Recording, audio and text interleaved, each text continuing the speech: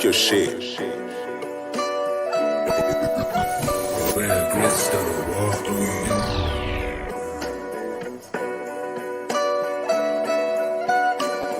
Man over madness, grind over habit. We never had it. Check off the box on the bag list. Now we established from the block to the palace. Usage and salvage. Now we about it. Traveling thousand. Rich or poor, we breaking the balance. Wanted change, still at the ballot. Didn't get a thing, so I still with my talent. Up in the clouds, collecting the mileage. Soon we hit land, we up at the challenge. Dodging anything that's bringing us malice. Got hit in the cup, can't sip from that chalice. Trying to see life from a different view. Checking all sides, my peripheral.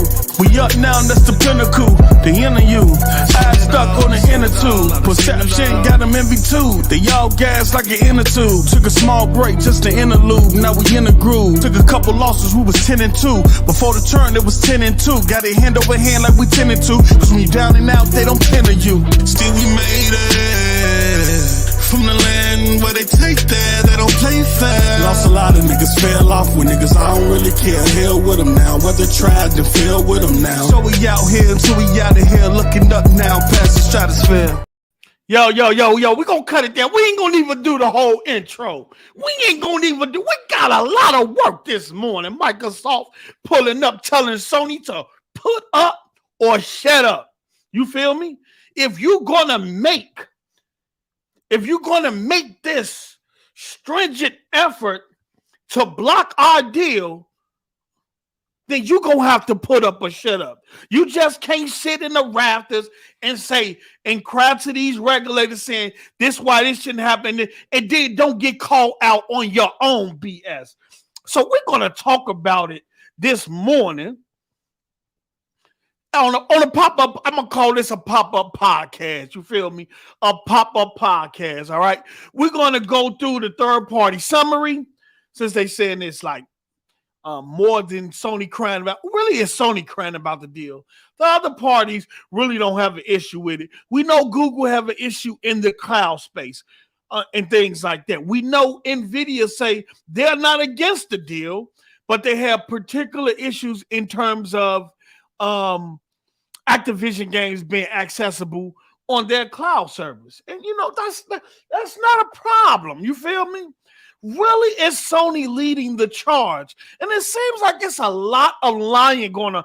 I ain't pointing no fingers or no elbows, you know what I'm saying? But it seems like it's some misinformation and people being disingenuous about the information that they're putting out. So as y'all come in, hit the like button. If you haven't subscribed, make sure you subscribe to the channel.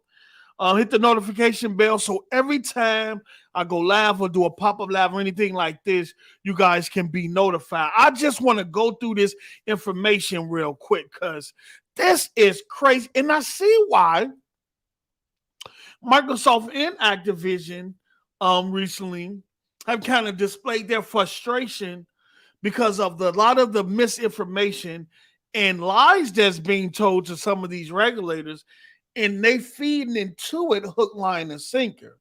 You know what I'm saying? And then I'm gonna give my opinion on that because a lot of these, I don't think some regulators, I don't want to say all, but some of them don't want to do the work. They don't want to do the research and all that. Some of them might not have the resources to do it. So the best way to do that is to oppose the deal and force the company that you are opposing to bring the information to you. And I think the CMA is doing a lot of that in this case. And they signed too much with Sony for my liking. Somebody might get, well, I ain't going to put that out there. I don't want it. Look, let me say this. Hit the like button. We finna get into this. First, I'm gonna start off with the summary of the third party calls. So let me bring that up on screen because reading this, you can kind of, even though they don't name names, but reading this, you know who is saying what, right? You can differentiate. You might not know in terms of the other, you know where Sony at in this summary. All right. So let me shout you guys out. We got FPS Plays Grandpapa. We got Jordan Berry. We got MC. And look, you know what? I see a lot of new names in the chat.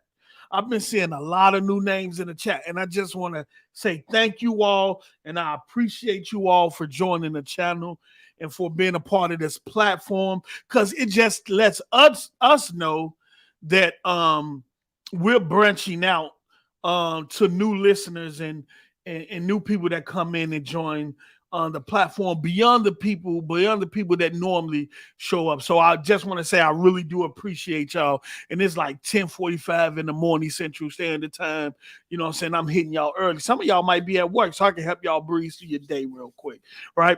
Shout out to Jordan Berry, MCMC, Abdel 114, my brother, King's Blood Gaming. What's good, brother? The Dark Lord Fusion. What's up? HB was good. You won't give me this time, player. HB was good. Iron Mike, what's up? Trey Mack was good, brother. Laughing is the cure. Yes, it is.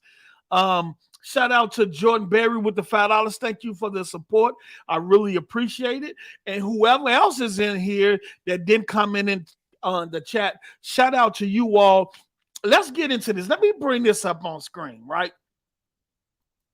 Because Microsoft, and I love this. This would, I think, in terms of when we get to the motion, because Microsoft just put out a motion that says that Sony motion couldn't be should be denied.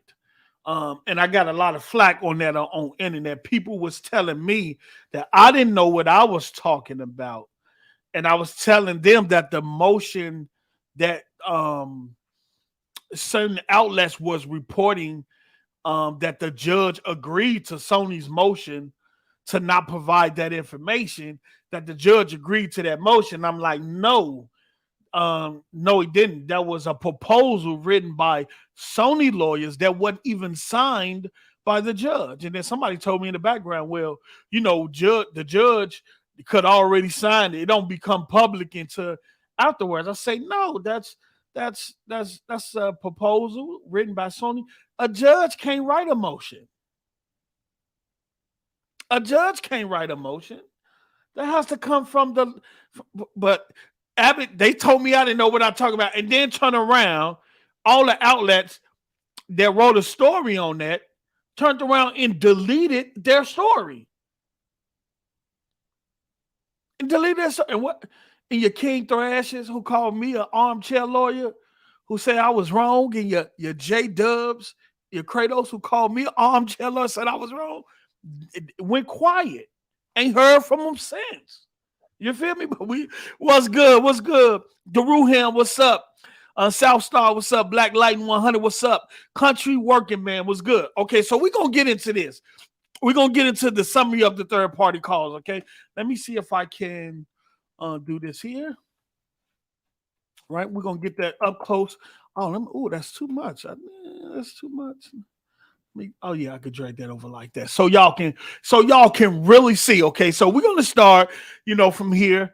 Microsoft Activision Blizzard Phase 2 merger inquiry, summary of third-party calls. Now, the introduction, the Competition and Market Authority, the CMA, is investigating the anticipating acquisition by Microsoft Corporation of Activision Blizzard Incorporation under the merger control provisions of the Enterprise Act of 2002. I don't know what that is. That's something I got to look into. Hopefully, Ho's Law, who's been doing better and feeling better, take his time. But at some point when he do come back, he can kind of give us the thorough breakdown of explaining all of this. But we do wish him good health.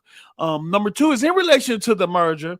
As part of his Phase 2 investigation, the CMA held calls or meetings with 6. Right.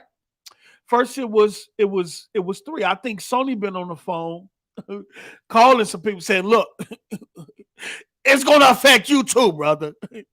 I just can't be out here by myself all alone, looking crazy, right?" And so Google, who wasn't initially there when they when Brazil first did their report, it seemed like Sony was the only one.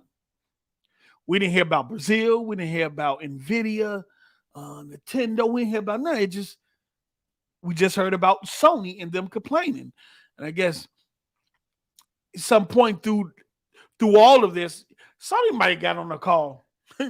Look, we can't be the only one out here by ourselves. You feel me? Okay, in relationship to the merger, as part of its phase 2 investigation, the CMA held calls or meetings with six third parties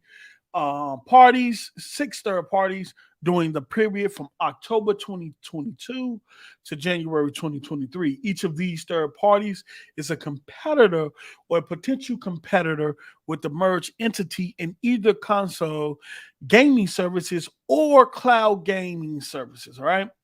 The primary purpose of the CMA's discussion with these third parties was to understand the following.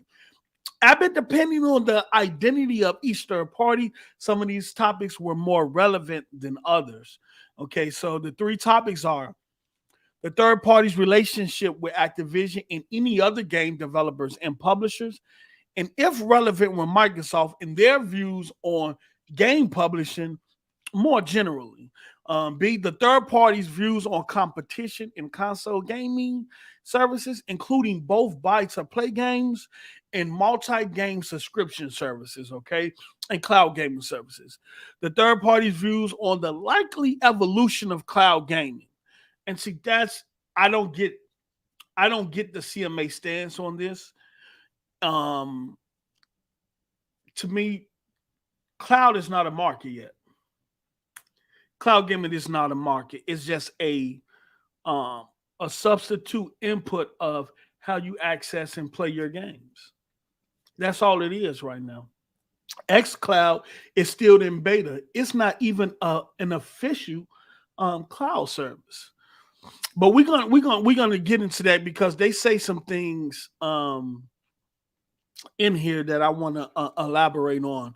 Whether the third party had tried or considered using an operating system other than Windows for providing cloud gaming services, and whether they consider this to be a viable approach to providing cloud game services. And here it is right here. Cloud gaming is not secluded to one operating system. You can access xCloud beta on Windows, Mac, Google Chrome, the Google operating system, Chrome OS, Android, iOS, all right, Steam, right? They're the Steam OS, right? And with Proton, you can run Windows apps in a Steam environment. For the life of me, I don't know why they're trying to lock cloud gaming to an operating system. Right? When the cloud infrastructure ain't nothing but Series X's in the cloud, Series X and S's in the cloud. Right? So they're running a stripped down version of Windows, but in order to cloud game, you don't need a specific operating system. You just don't. And so this for the life of me, I don't understand that, but we'll get into it further. The CMA does not always publish a summary of third-party oral evidence gathered during its investigation, right here, but may in some circumstances, for example, where a merger which has attracted significant public interest, which this one has, for example, the public call with the with the administrative law judge, man, bro, y'all two them phone lines up. But that just shows you the excitement around this case, whether you for it or against it, okay? Whether you for it or against it, there's big interest around this case. Consider that it is appropriate to publish a summary of third-party oral evidence on the CMA's website. Okay, so let's get into this, okay? Then let me see here. The third parties were also asked for their views about the merger. This document provides an overview of comments made by third parties relating to the key themes of the CMA's inquiry into the merger in general. Okay, views of market participants are an important source of evidence. this right here, the views of market participants are an important source of evidence in CMA merger investigations. But as noted in the provisional findings, the weight that should be given to such views is considered carefully. In particular, we recognize that the outcome of a merger investigation can have a direct financial or strategic impact on market participants. And we therefore consider the interests and incentives of market participants, as well as the extent to which such claims are consistent with other evidence when assessing what weight to attach to those views. Hold on, give me just a second here. My mother is calling me. Hello?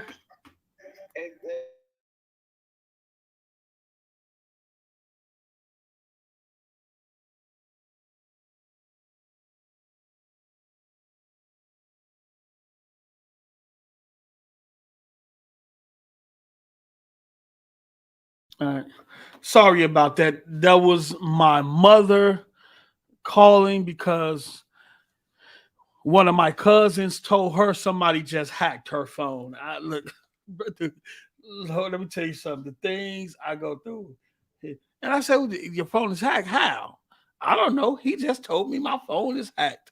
Lord have mercy.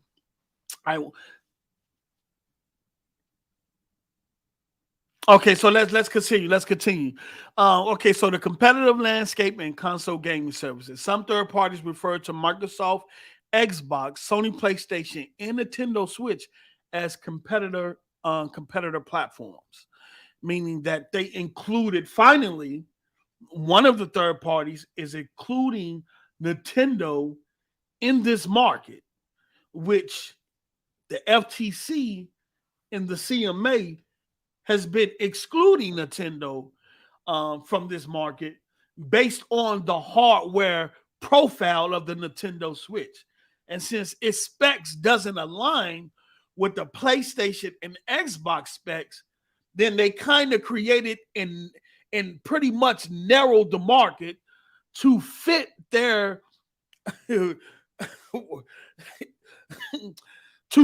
agenda, basically. So they're saying that Xbox and PlayStation is a high profile hardware in terms of its specs, and Nintendo, based on its specs in the games that it creates, we don't include them as competitors or in the same market as Sony and Xbox, which is weird because Nintendo was here before both of them.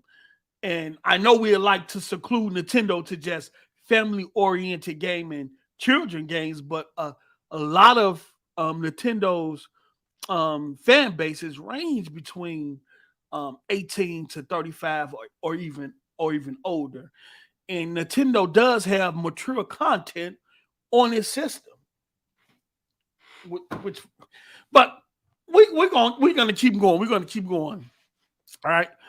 Two third parties identify the availability of attractive first and third party content as key to a platform's success. Yes. Amongst gamers, we always say that exclusives are the identity of these consoles, right? With one also emphasizing overall consumer experience. Yep.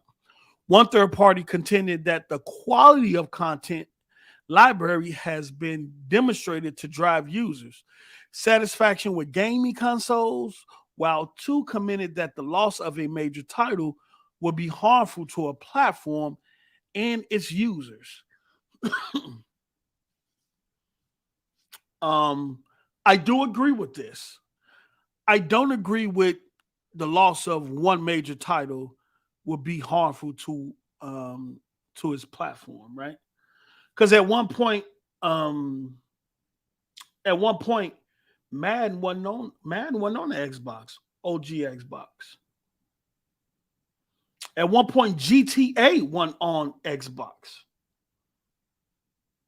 right? At one point, GTA was still exclusive to PlayStation. The Final Fantasies were still exclusive to PlayStation, right? Microsoft was creating its own football games at one point, right? And though the OG Xbox didn't sell, hit the 25 million wall, that's because a lot of things, mainly because of the contract they had with Nvidia on the chips, right? Nvidia was pretty much getting over, right? And so and even in the 360 era, when this 360 initially dropped, it didn't have a GTA, but GTA was on. I think later in that console cycle, they announced, I think that was GTA 4. I think GTA 4 for the 360. And then we got the remasters of the other GTAs that was exclusive to PlayStation at that time. Xbox was still booming without those key titles. Right? So one third party characterized Call of Duty as unique. And now here go, this is Sony. This is Sony right here. Without a doubt, this is Sony. One third party characterized Call of Duty as unique, right? They have to characterize it as unique because they have to convince, excuse me, they have to convince the regulators that Call of Duty is an essential input, right? They have to convince regulators that Call of Duty is an essential input. I think it's not, right? But it's not what I believe. It's what Sony is able to convince the regulators. And so far, they've been doing a hell of a job with the CMA and the FTC, specifically the CMA, though, because a lot of what the CMA came back in their response, even in phase 1 and phase 2, had a lot of verbiage from Sony. All right. So one third party characterized Call of Duty as unique and a driver of console purchase decisions, giving its I'm talking. Hold on, let me get this off here. One third party characterized Call of Duty as unique and a driver of console purchase decisions, giving its fast development cycle and large, highly engaged audience. It noted that Call of Duty's annual releases are very expensive to develop, and that these development costs will be even higher for a competitor without the necessary existing infrastructure. It identified Call of Duty players as highly informed and sensitive to lower quality offerings, less accessible add-ons, delayed release dates, and restrictions to cross-play on a particular platform. So basically, you know what Sony is like. Wow. This is crazy. This is crazy. Are y'all hold on, let me take this down so I can move this out the way a little bit. Let me take this down. I'm gonna do that. There we go. Because y'all still can see it. All right, and let me move this over. That'll do it too. That'll help too. All right. Are y'all reading this? Are y'all reading what Sony just told them? Huh? They're pretty much saying if Call of Duty goes exclusive to Xbox, right? That Xbox is going to lower the quality of the game, make it less accessible in terms of add-ons, have delayed releases and dates, and restrict crossplay. Hold on. Let me do something.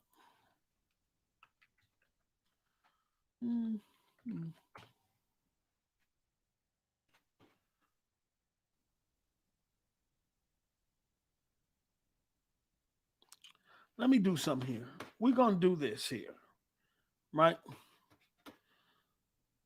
So what we're gonna do is I'm gonna bring that back. Sony initially blocked cross-platform play for both Rocket League and Minecraft, despite Nintendo and Microsoft both enabling players to play across Xbox and Switch. The issue really blew up when Sony blocked Fortnite cross-play in 2018 and players were angry, right? It announced previously that Sony may have holding out to offset potential revenue loss, right? Wasn't Sony's excuse of not supporting crossplay was because they wanted to protect their players? Huh? The lies you tell. The lies you tell, right? All right, let's go back. Hold on. Let me see here. Give me just a second.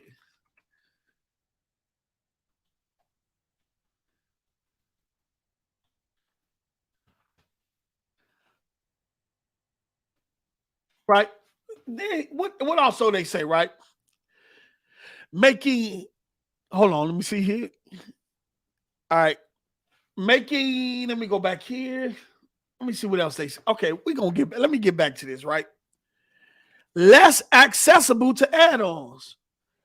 Doesn't Sony have, with their marketing agreement with Activision, don't they get exclusive access to Call of Duty betas?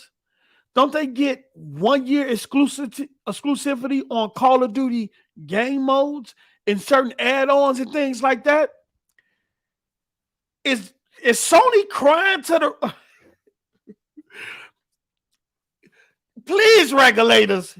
They gonna do to us what we've been doing to them for the last 10 years. You can't let them do it, right? That's basically what they said.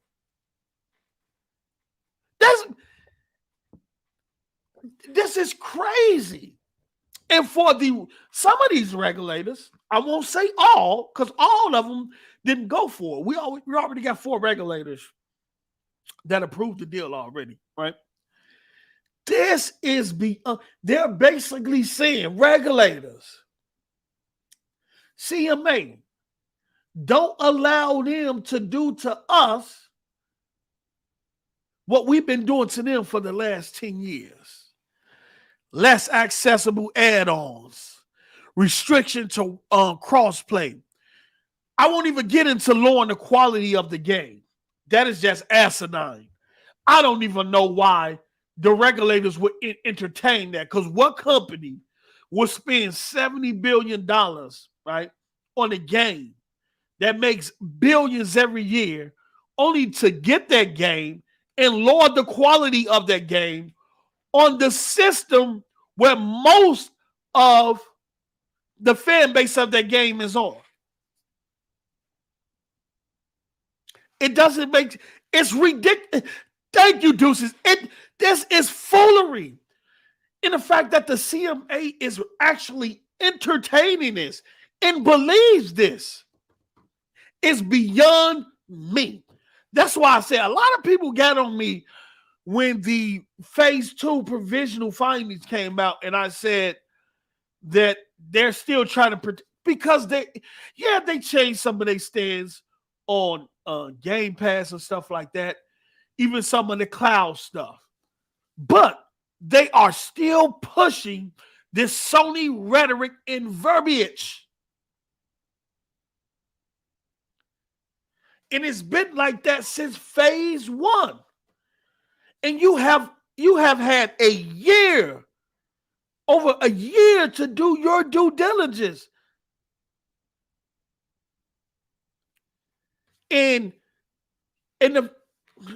I just don't see it. And then you say y'all went through 3 million pieces of paper. 3 million pieces of paper. We need how many people you had on this case? Who went through 3 million people? I know y'all didn't.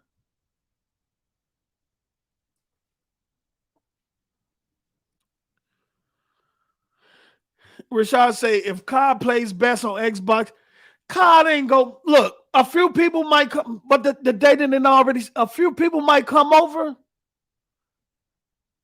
but not all of them, because some people, a lot of these gamers have cemented themselves in PlayStation ecosystem, right? Then there's other avenues to access. Well, I ain't got to go to Xbox. I got a PC. Game Pass is on PC. If it's not on PlayStation no more, I can just play it on PC. Especially if I'm a hardcore pony and I don't want to support Xbox. Well, you're going to support it either way, whether you play it on PC or Xbox or not. You can't use cloud, right? You can't use cloud as an argument either, right?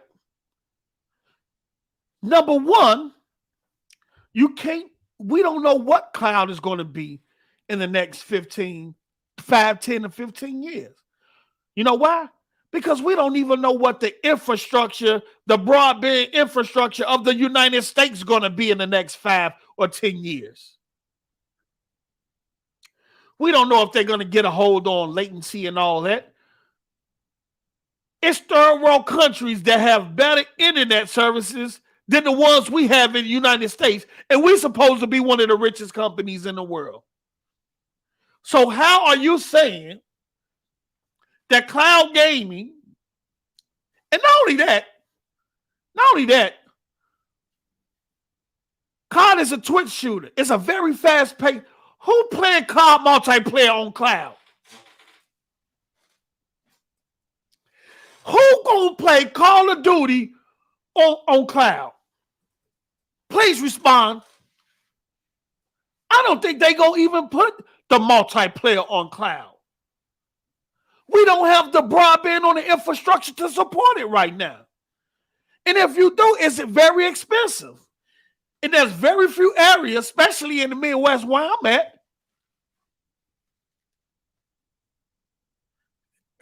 Even in Chicago, you have to be in a certain area for your internet service provider to provide fiber to the home. And even that is expensive. Ain't nobody playing Call of Duty on cloud.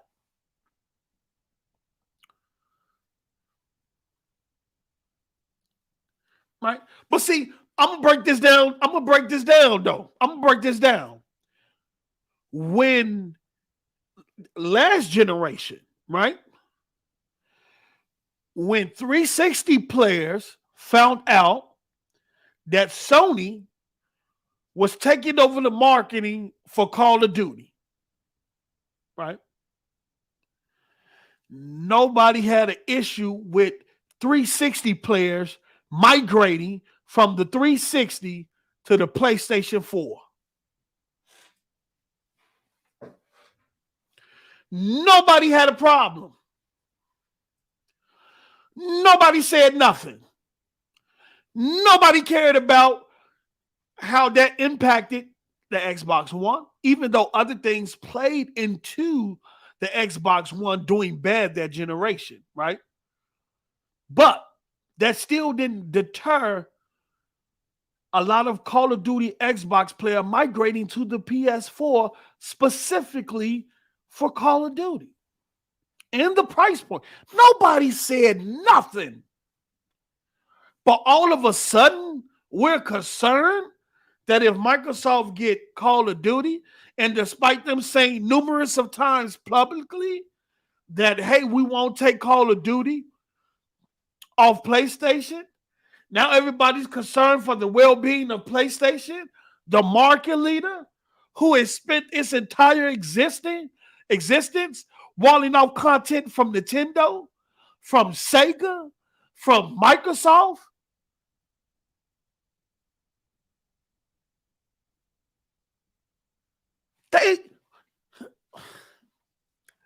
We're talking about an industry that was built on that pretty much. Nintendo had its exclusive. Sega had its exclusives. Sony had its exclusive. All three of them competed for third-party content and exclusives to drive people to their system. That's what the industry is built on. And now since Microsoft is trying to go and get Activision, Sony and the regulators talking about, no. What we've been doing for the last 30 years don't work. No, don't let it go through. Don't let it go through. Even though I've been doing that for the last 30 years. Even though the industry, has been doing that for the last 30 years. And despite that, it has grown to be the biggest entertainment industry in the world, despite the way it competes, walling off content from each other and making sure that your ecosystem and the fans in your ecosystem has the best content that you can provide it. And yet, despite that, it didn't hinder the industry.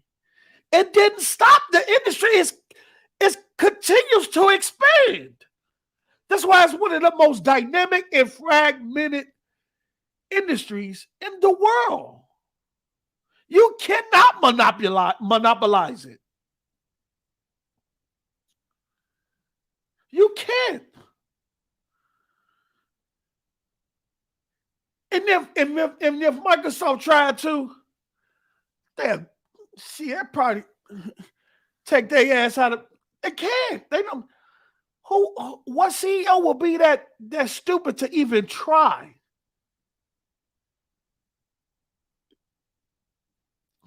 Because MS is trying to buy instead of sway. I swear sometimes, y'all, I don't know what, look.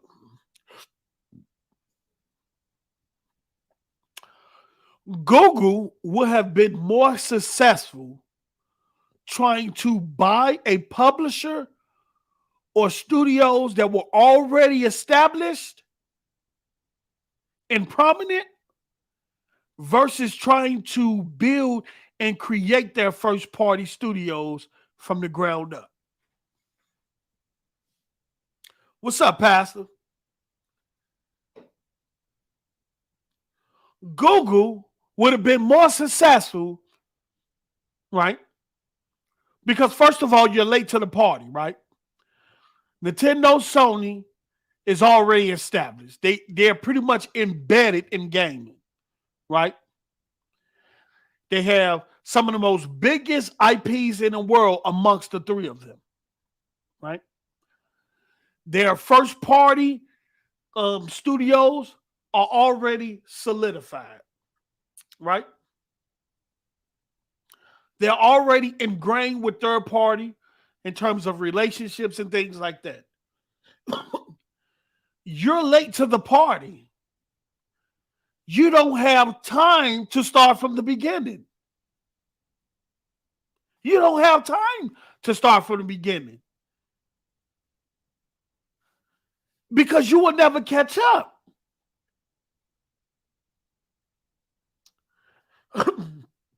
Because technology is moving at a faster pace and the industry is growing at a faster pace. You don't have time to play catch up. So instead of them trying to grow their first party from the ground up, they should have got to Bethesda before Microsoft.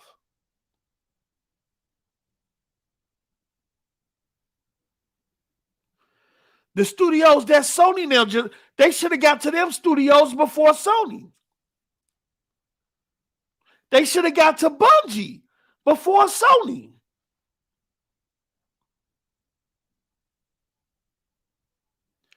You don't have time to play catch up. So you go and purchase something that's already established, that already have industry veterans that worked across a broad range of studios and different IPs and genres. You buy them and go from there.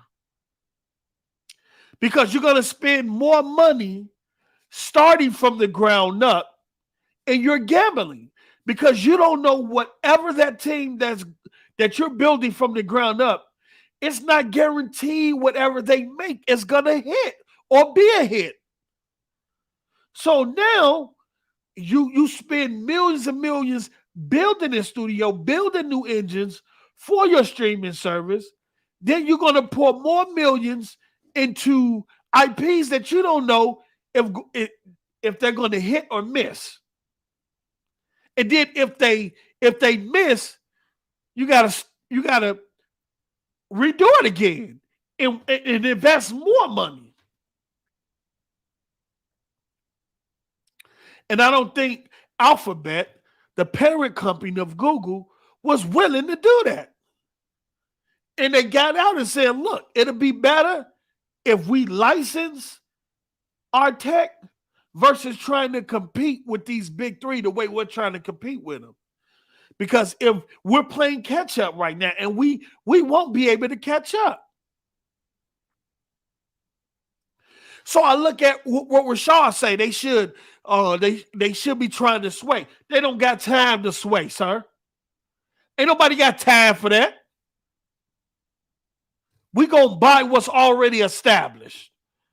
Because the market in the next, they're saying the market in the next 4 or 5 years is going to be at 500 billion, worth 500 billion. The gaming market is going to be a $500 billion market.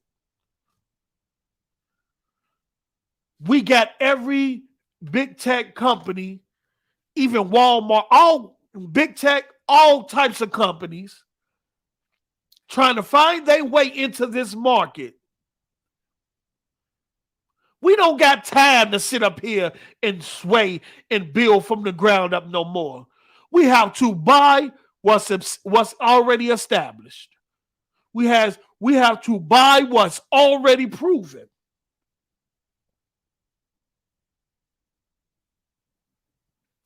In order to maintain competition, in order to compete, not only with the Sonys, but the Amazons, the Googles, and even the Apples, and whoever else that's on the outside looking in, trying to find how they're going to enter this market.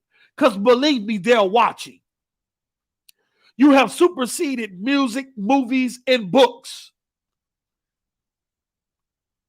And whenever you have a market like that, investors, people who like to make money, is going to find their way into that market to make money off of it. Come on now, we got to have some common sense. We got to have some common sense.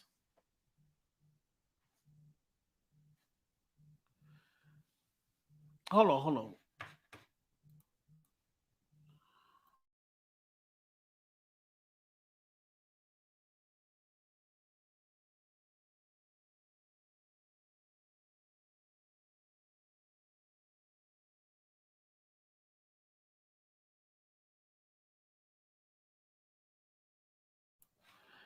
That wasn't the only thing. Google pricing wasn't the only thing. I'm just saying, right? But we know this paragraph is Sony right here, and it's a bunch of BS. To go to the regulators and say, look, they're gonna lower the quality of the game on our systems. We ain't gonna get all the add-ons and all that stuff. They might even delay the dates and restrict. You've been doing that for the last 10 years. King Reaper, what's up? Rashad, I didn't say all new studios are dead or alive, but they are a gamble. They are a gamble. That Haven studio that Sony brought, that was initially a part of Google, that is a gamble. The 12 games as a service Sony got coming out over the neck, that is a gamble.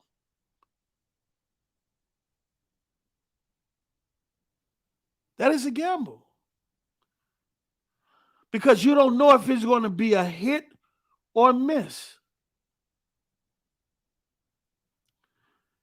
Where we're at in the industry at this point, ain't no time Ain't no time for it. Ain't no time for it. The cost of game development games is going up. The cost of building games is going up. A lot of outsourcing is going on heavily. Where these first party studios are handing off the bulk of the work to outsource studios in order to try to reduce the time that an IP is slated to come out. They're trying to reduce IP development from 4 or 5 years to 3.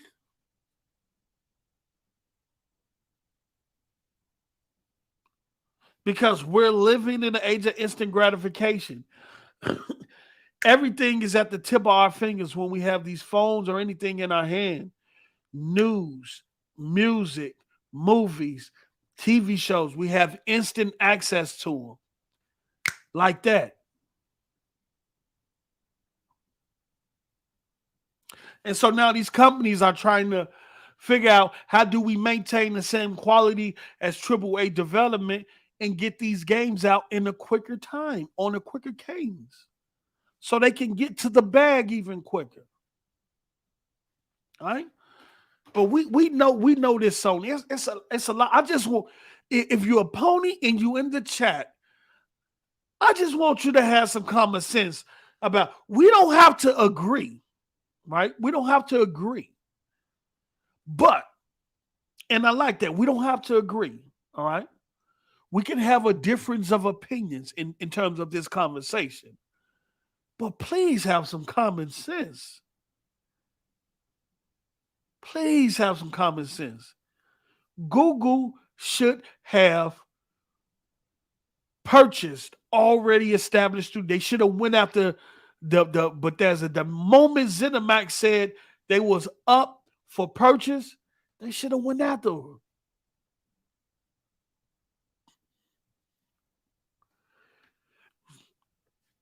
Activision, it was 5 or 6. Let me see, 5 or 6 other people that was trying to acquire. Google, step up to the plate. If you're that serious about gaming, step up to the plate. Outbid Microsoft. And I think that's why Microsoft was willing to spend 70 to 75 billion now, because this deal gonna be worth way more than 69 billion. I think it's gonna fall in anywhere between 70 and 75 billion. Because Microsoft literally said, if you're serious about this market, then you're going to have to be able to spend that money. You're going to have to show us you serious. Plus, if you read how this all went down, Microsoft kind of blitzkrieg Activision and kind of made it hard for other people to kind of get in there, because they put Bobby Kotick in the board on a short leash, right? Because I think at that point they were the only company that was offering cash, 100% cash. You had other people that was, cash and then stocks and things like that. But Microsoft was the only company that was offering a 100% cash. And I think they was unsure if they would get another deal like that. But we're going to keep going. Pose everyone not Bill Belichick like Microsoft. I don't consider Microsoft. I just consider Microsoft being serious about gaming and about competing. Right?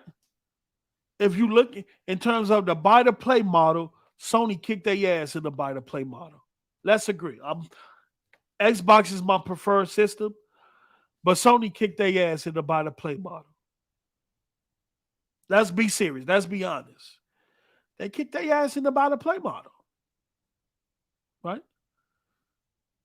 So if you're on the battlefield and the competition is dominating you on their field, that they've been there before you, way before you came along, then what you have to change the field. You have to change the way you fight, and that's when Game Pass comes along. Okay, we've gonna okay we finna change the playing field. We finna shake up the industry, right? Because we tried to compete with you or by the play model and stuff like that, but your your your first party IP, your third party contracts, and your brand power just, you know, it's just too much. Sony, before Microsoft came along, Sony was synonymous with gaming and still is. And still is. So let's do this. We're going to keep going. All right. Because we got a lot more to get to. Top shotter with the $10. PlayStation is Sony's golden goose, and competition would make it detrimental. They stated to CMA that they wouldn't be able to invest in AAA games because of competition. They have to be market leaders. Yeah, and then even that. And shout out to Cluda, I think Cluda, if I'm not pronouncing it, on Twitter, who made a very good comment on Twitter when he said, there's no patent on military shooters. There is no patent on military shooters, meaning that military shooter games like Call is not exclusive to just anybody can make their own military shooter. Right? You just brought Bungie, one of the best FPS shooter creators in the industry, in the game. The creators of Halo. The builders of Xbox Live, as you can say. It's not that you can, it's that you don't want to invest the money. So we're going to keep going. One third party contended that Microsoft's recent acquisition behavior, including its acquisition of Bethesda and subsequent platform publishing policies, demonstrates a strategy aimed at foreclosing rival game platforms, which will harm consumers. How, Sway? How? Bethesda legacy IPs is still across all platforms that they initially launched on.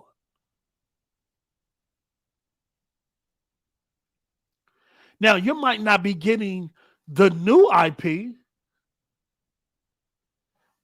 and Microsoft has a right to that, to build their infrastructure and their ecosystem, to fortify it, along with his other IPs, to offer the best content for its customers.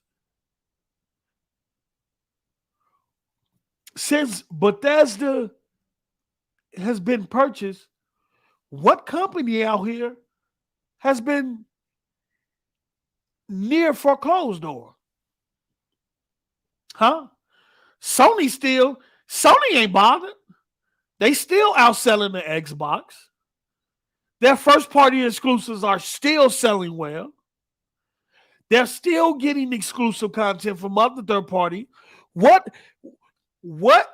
company has the Bethesda deal actually affected? Can any PlayStation guy in the chat tell me what company has been affected by Microsoft acquiring Bethesda? Bethesda games are still on PlayStation. They're still on Xbox. They're still on PC. They're still on Steam. What company has been affected? Please, can somebody tell me? Or potentially affected?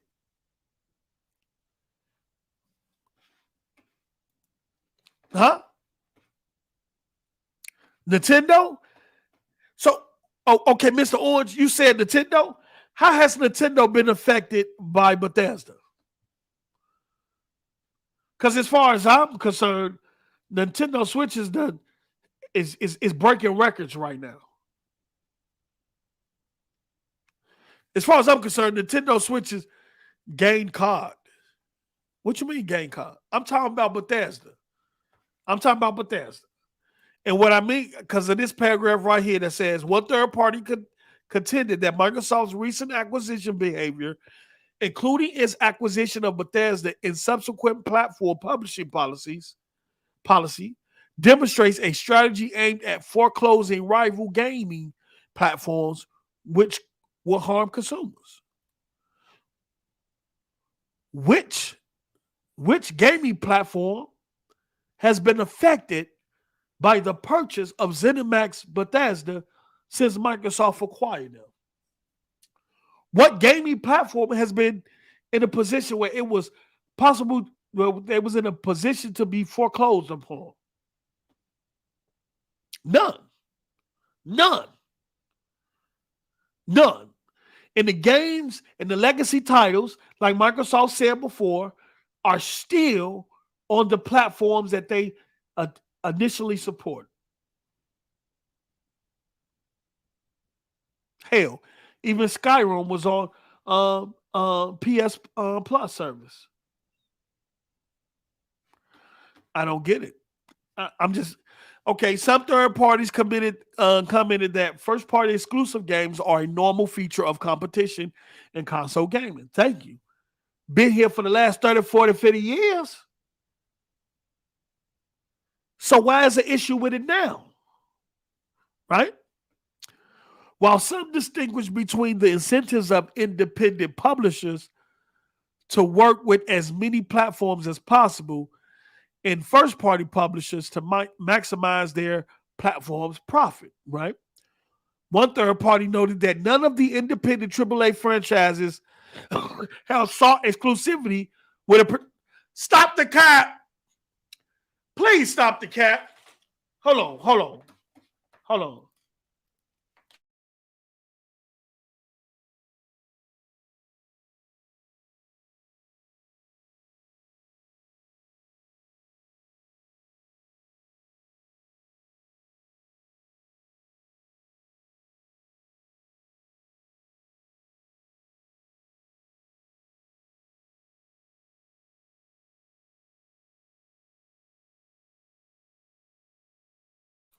My bad, I had to blow my nose. Now look at this. One third party noted that none of the independent AAA franchises have sought exclusivity with a particular platform. Who is this lying? Who is this lying? Who? Donovan. Who is this lying?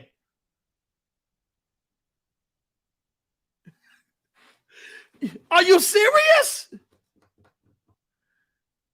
Is it Final Fantasy 16 exclusive to PlayStation? Is it a lot of what Square? Is it Forspoken exclusive to PlayStation for 2 years? As this would have the effect of reducing the overall number of users. Yes. The majority of Square Enix games, even from last generation to now, have been exclusive to PlayStation. Final Fantasy 16, Final Fantasy 7, the remake, and the next 2 iterations of them games. Because wasn't Final Fantasy remake supposed to be a 1-year exclusive? And we ain't heard nothing about it ever since.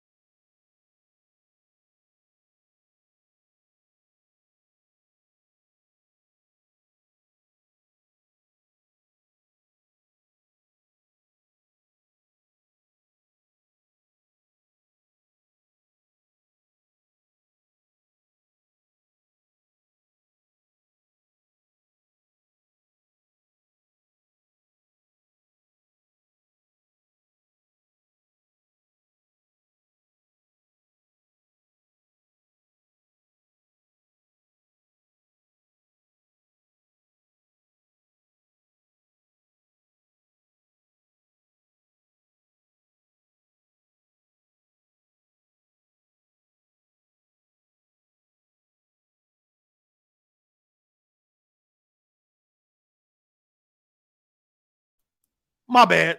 I had the mic muted the whole time. The whole time. My apologies. My apologies. But man, let me reiterate what I said here. Let me reread this because brother, look, who is this lion? Right? And see, and this is what I was saying while I was muted. When you have regulatory bodies that haven't been involved in the gaming industry over the last 30 years, right? They haven't been watching it. They haven't even been paying attention. The Nintendos, the Segas, the Sonys, the Microsofts, whatever, been able to just pretty much do what they want in this industry without being, you know what I'm saying, pretty much monitored, right? In terms of consumers and the whole competition aspect of it, right? And I kind of put onus on Microsoft for allowing Sony to get out ahead of them in terms of shaping the narrative, right? Because you have these regulatory bodies that don't understand, have no education about this industry. And when that happens, especially if you got regulatory bodies that don't want to do the due diligence of going over that 10 or 20-year history, then they become susceptible and gullible to misinformation. And this is exactly what's going on.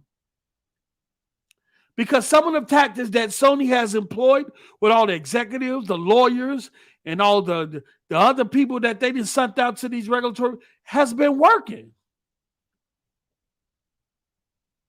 Has been working. And that's why on the CMA perspective, when you read their perspective on things, it pretty much sounded like you're reading Sony's perspective on it. Microsoft allows Sony to get out and shape the narrative. And made this whole deal about Call of Duty and got even the CMA thinking it's an essential input, and I don't think it is. I've always said GTA is an essential input.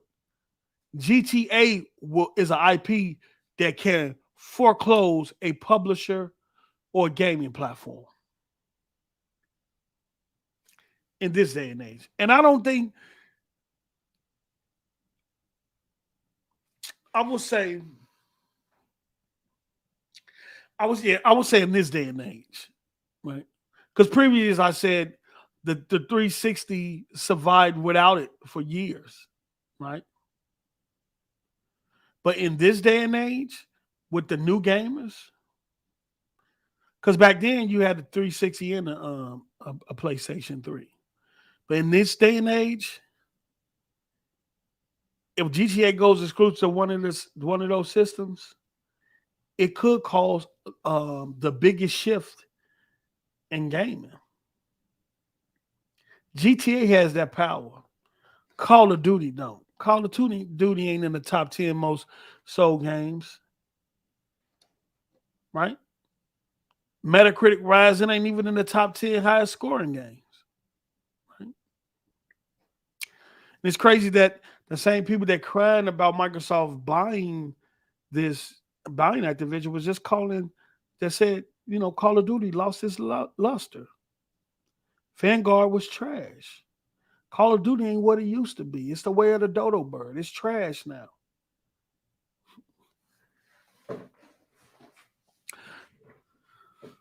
This is crazy. I don't know who said this. One third party noted that none of the independent AAA franchises have sought exclusivity with a particular platform. As this will have the effect of reducing their overall. Stop the cap. Okay, now let's go. Let's get, because we got a lot. I've been lingering on this. Multi-game subscription services. Let me adjust this real quick. Multi-game subscription services for console games. Some third party describe multi-game subscription services as increasingly popular within console gaming, while one expressed concerns regarding the financial sustainability of the model. One third party contended that Microsoft is already dominant in the multi-game subscription space and that the merger will entrench that position, harming consumers and its competitors in console gaming and multi-game. How? How? Right? When Game Pass was first announced, the perspective of gamers and the communities was that it was unsustainable, even amongst the media, right? None of these companies were worried about Game Pass or it being subscription based. We know that Sony stated that they weren't worried about Game Pass. They even came out and said the model was unsustainable.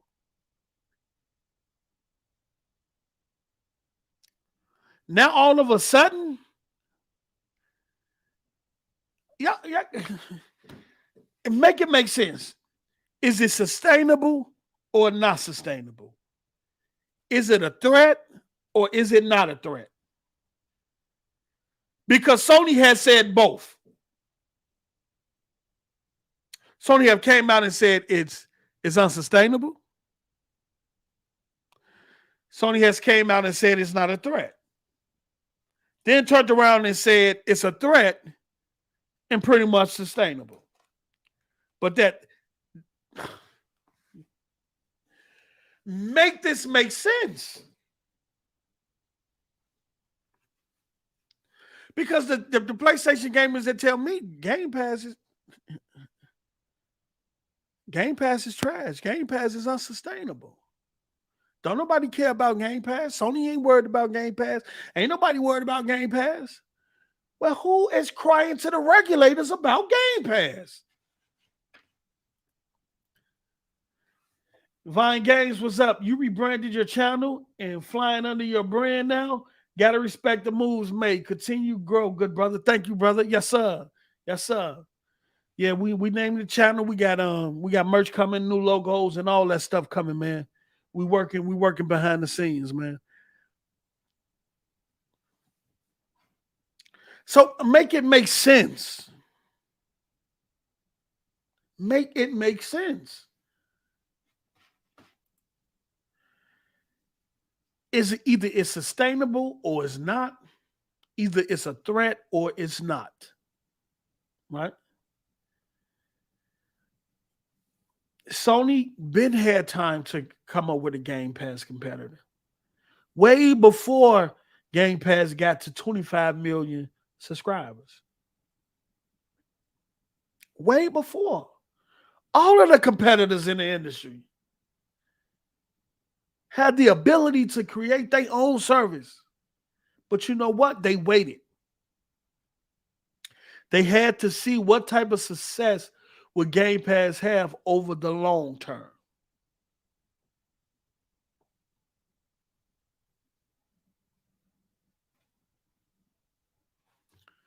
That's not Microsoft's fault. That's not Microsoft's fault.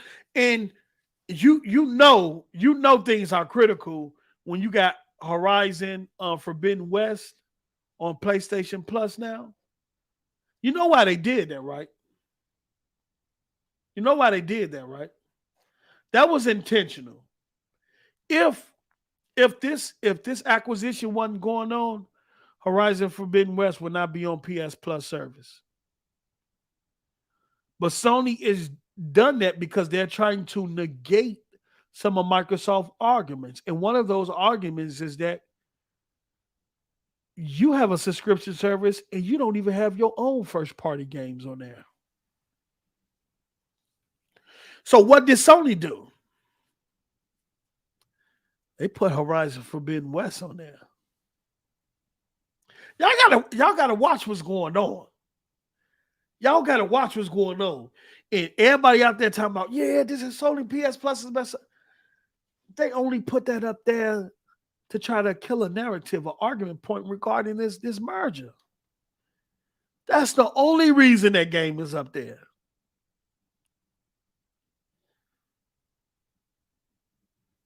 Your Honor, as you can see here, we got Horizon Forbidden West, one of our big IPs. It sold this many copies, isn't it? We just initially launched that on our service.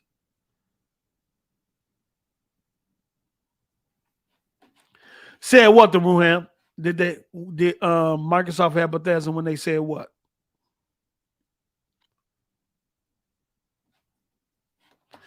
All right. As you type that in the thing, I'm gonna move on to cloud gaming services. The majority of third parties view cloud gaming as a nascent market, right? They suggested that it's. Let me see.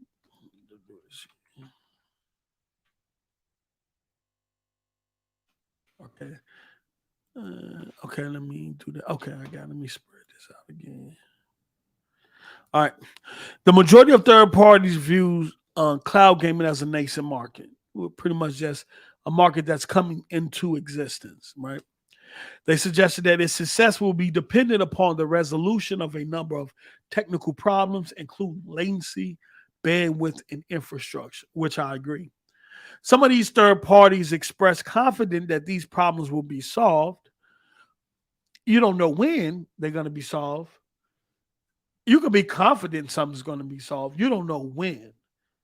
And this is where probability come in. This is where may, might, could come in. And a lot of even in the provisional findings, um, the regulators had a lot of might, could, you know what I'm saying? Like nothing really definitive, right? Some of these third parties express confidence these problems will be solved and that cloud gaming will become a meaningful market, right? And that's all it's saying right there is it's potential. They're talking about the potential of the market.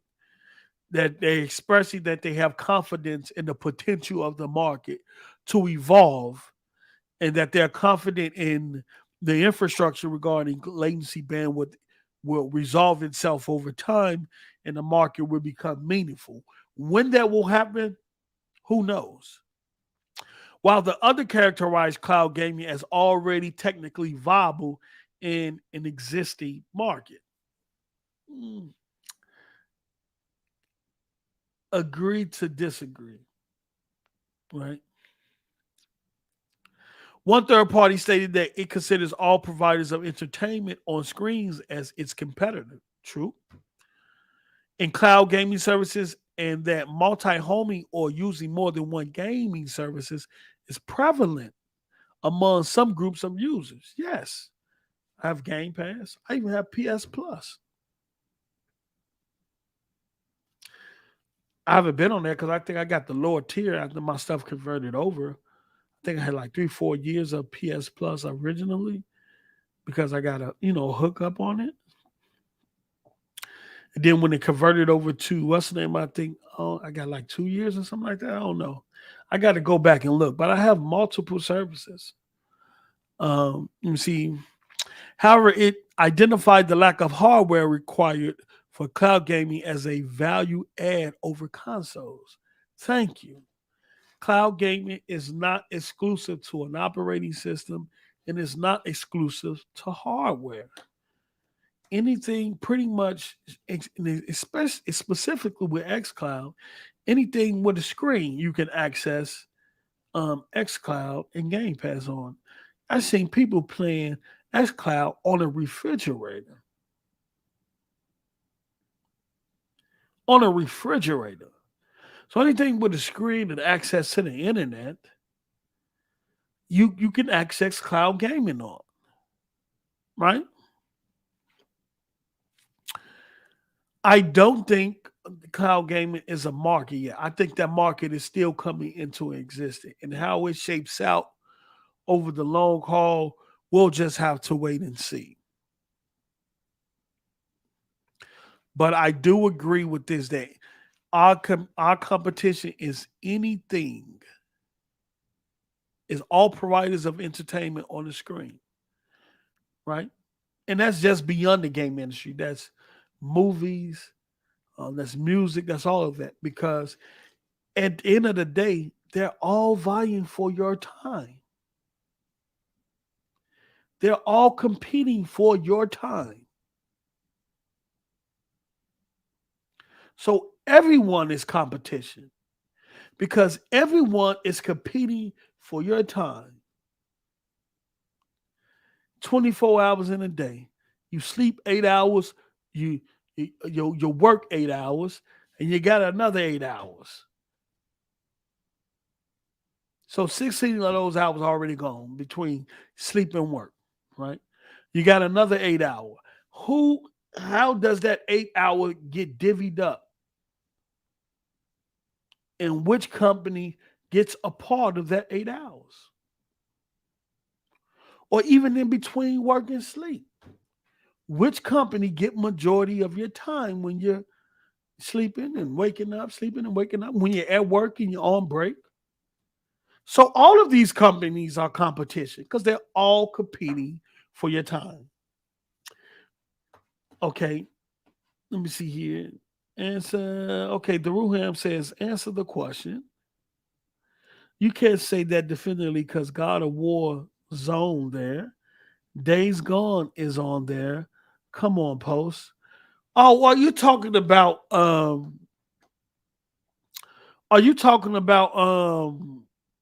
Sony first party IPs? Is that what you're talking about? I know Elder Ace. I know Elder Ace. I know it's a lot of ponies in there. They galloping, bro. They eating hay and everything. Shout out to Itchy with the $2. What chance do you give the deal going through? I still think the deal is going through. I'm at like 70-30 right now. I still think the deal is going to go through. Right. I'm 70-30. I still think to get deal. I think the regulators are going to make it hard. As they should, because they don't understand the market. They not educated or informed on the market. But I guarantee you at this point, this will be the starting point of regulators being more aware and more cognizant of this market due to the lack of information in they had education they have on this market. It kind of blindsided them all.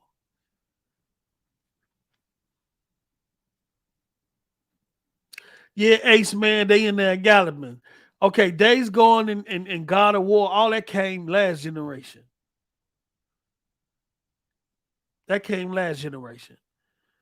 When Sony, hold on.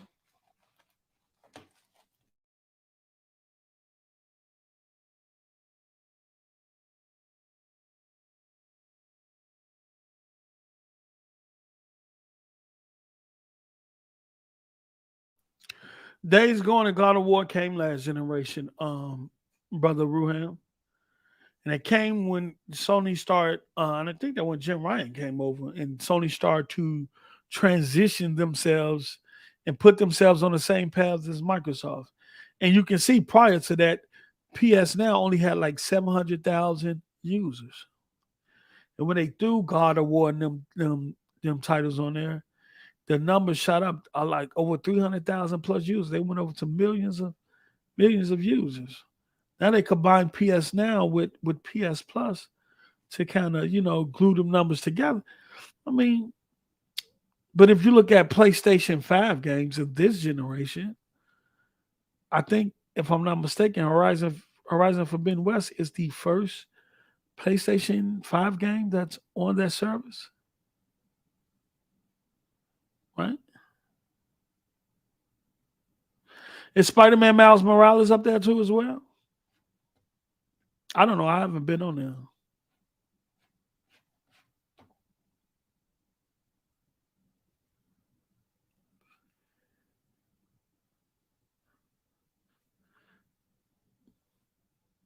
Well, Demon Souls.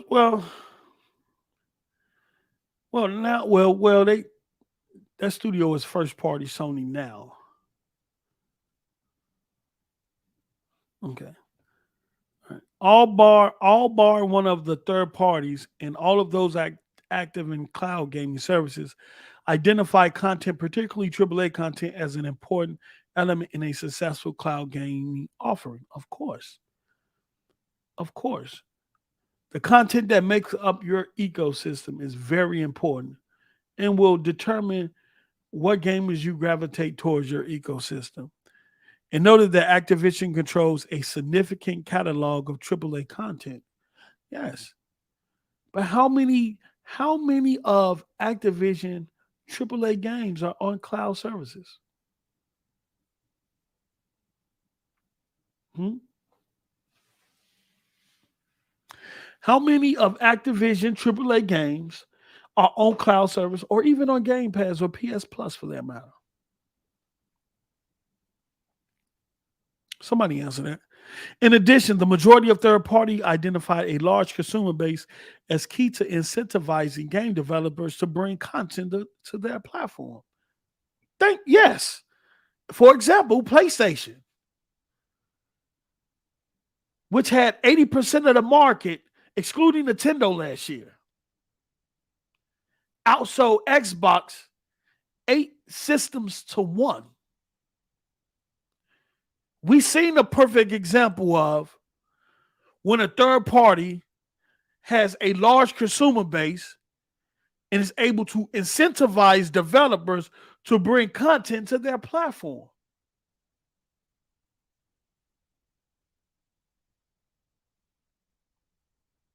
We've seen it. PlayStation is a perfect example of this. But this has been going on for years. This has been going on for years.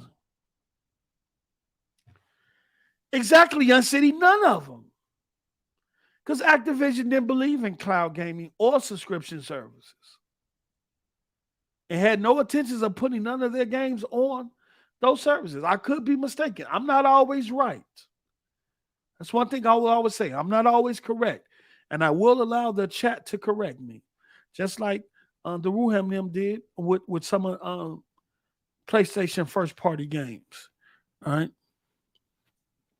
Microsoft ecosystem.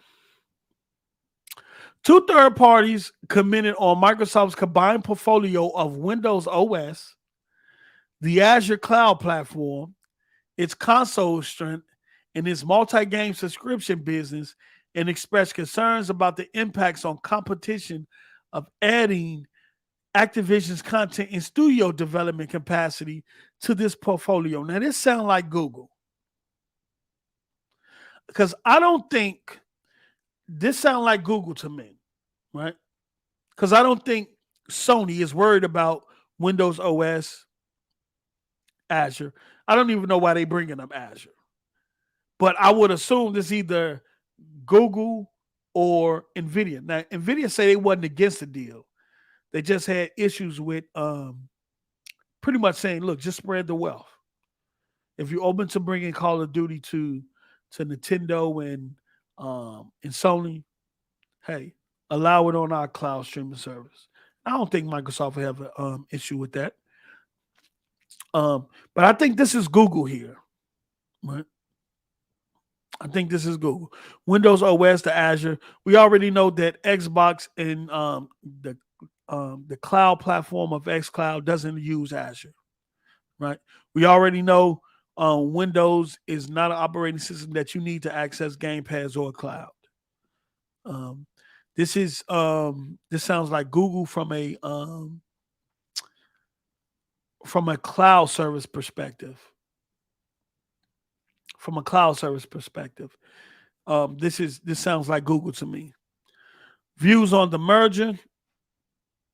It says 2 of the third parties did not express concerns about the merger, while 3 contended that the merger will have a negative impact on competition, including by affording Microsoft the ability and incentive to foreclose potential and existing rivals in the console buy-to-play, console multi-game subscription, and cloud gaming spaces. One third party commented that it was too early to determine what the impact on the merger would be. And that is fact. You don't know what's going to happen. And I hate the fact that Sony is putting COD in this light that it's going to always be COD. You don't know what might happen to Call of Duty over the next 5 or 10 years. You don't know if another IP might come along that might outstrip that and Fortnite, right? And you can't block a deal based on probability or what you assume might happen. You have to have substantial evidence. And right now, it's not enough information out there to know what's going to happen. Whether the Activision deal might be successful with Microsoft or turn out to be not so good. And just because COD is doing what it's doing now, that don't mean it's going to be doing this over the next 5 or 10 years. Because before COD, that was Medal of Honor.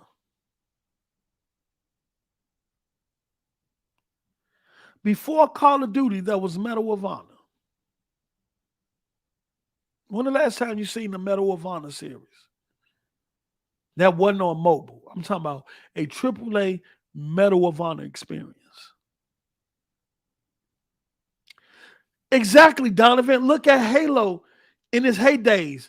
Halo 1, Halo 2, Halo 3. Look at it now. Different audience, it doesn't have the same appeal. It doesn't even carry the same weight.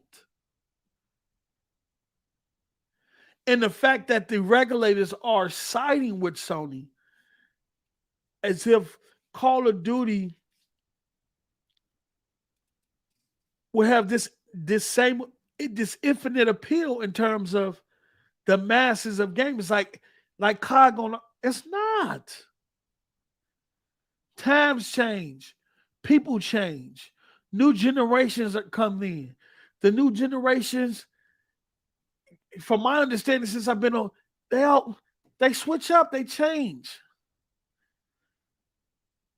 This generation now ain't like the generation that I grew up with, and the next generation ain't gonna be like this generation now. So to assume that COD is gonna have that staying power for not only the foreseeable in the extended future is just crazy. You're assuming, and that's basically what the provisional findings came down to. A lot of would, maybe, might, could, nothing substantial. They literally have an issue with this deal on what might could happen or what they assume could happen. And it's crazy. Young City, why wouldn't you use Halo? Why wouldn't you use Halo? If y'all got any questions in the chat, drop them in the chat. I'm finna close this out. This was 4 pages. It was short. Thank y'all for staying with me for this long. Now we're going to move over to this motion. Now, this is the official motion, right? Responded Microsoft Court. Opposition to non-party Sony Interactive Entertainment LLC's motion to squash or limit subpoena Deuce Tecum, whatever that is. Deuce Tecum. I don't know if I'm pronouncing it correct, right? I'm not going to go through this whole thing. Shout out to IDAS and Reset Era. Let me tell y'all something.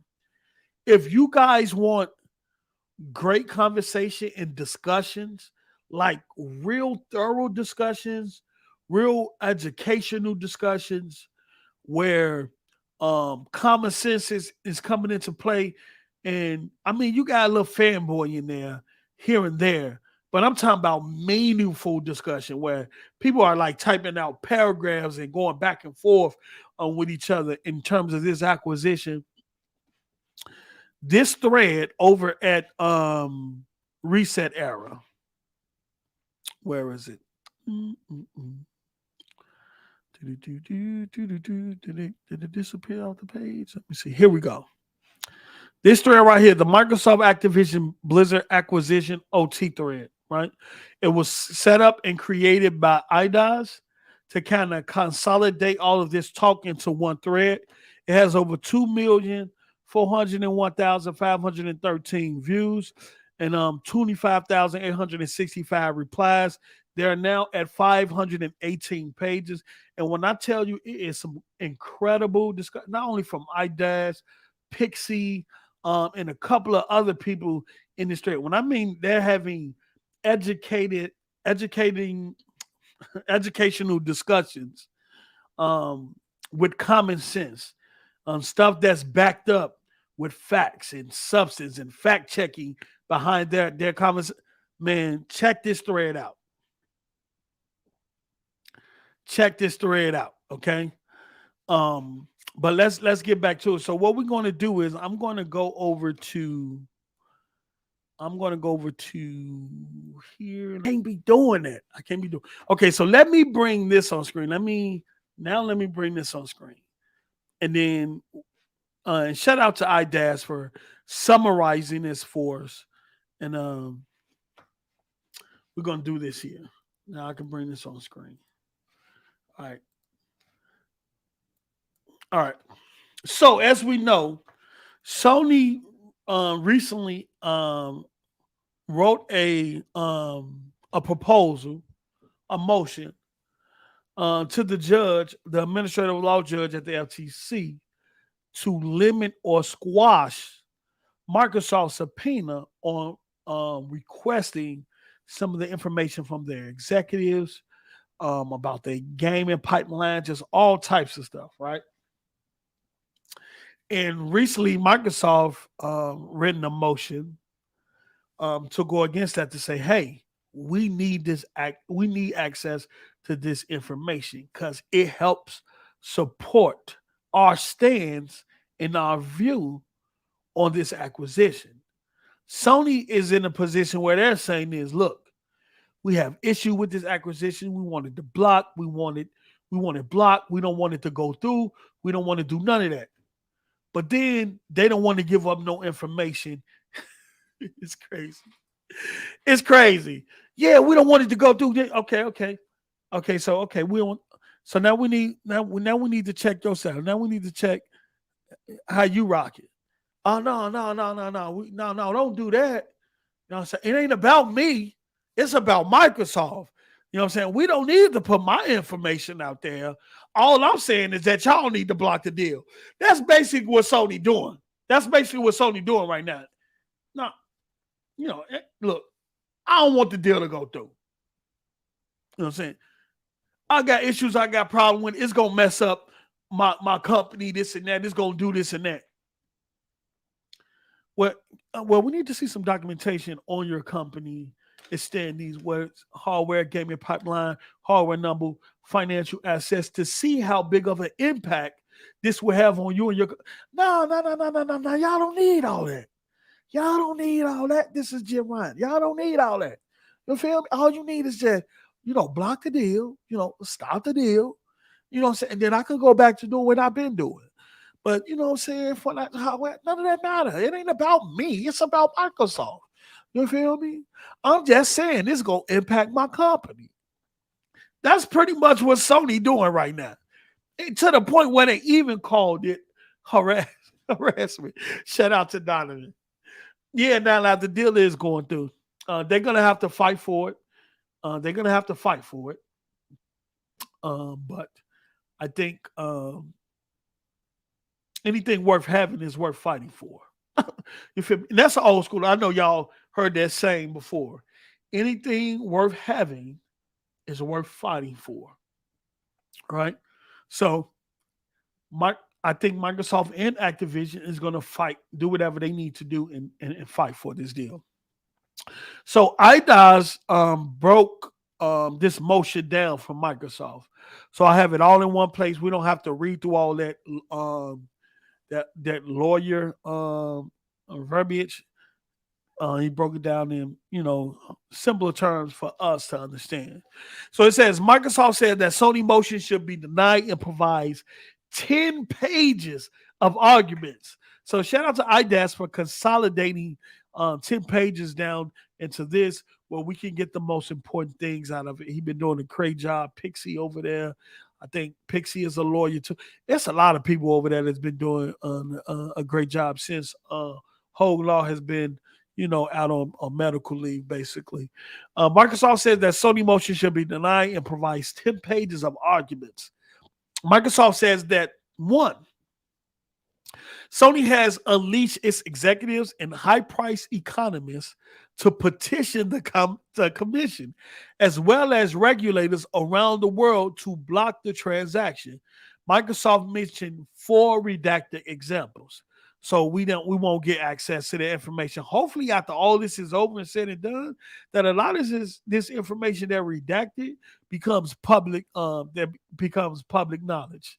Play, what's up, my brother? What's up, brother? We need your blessings, brother. Let me tell you something.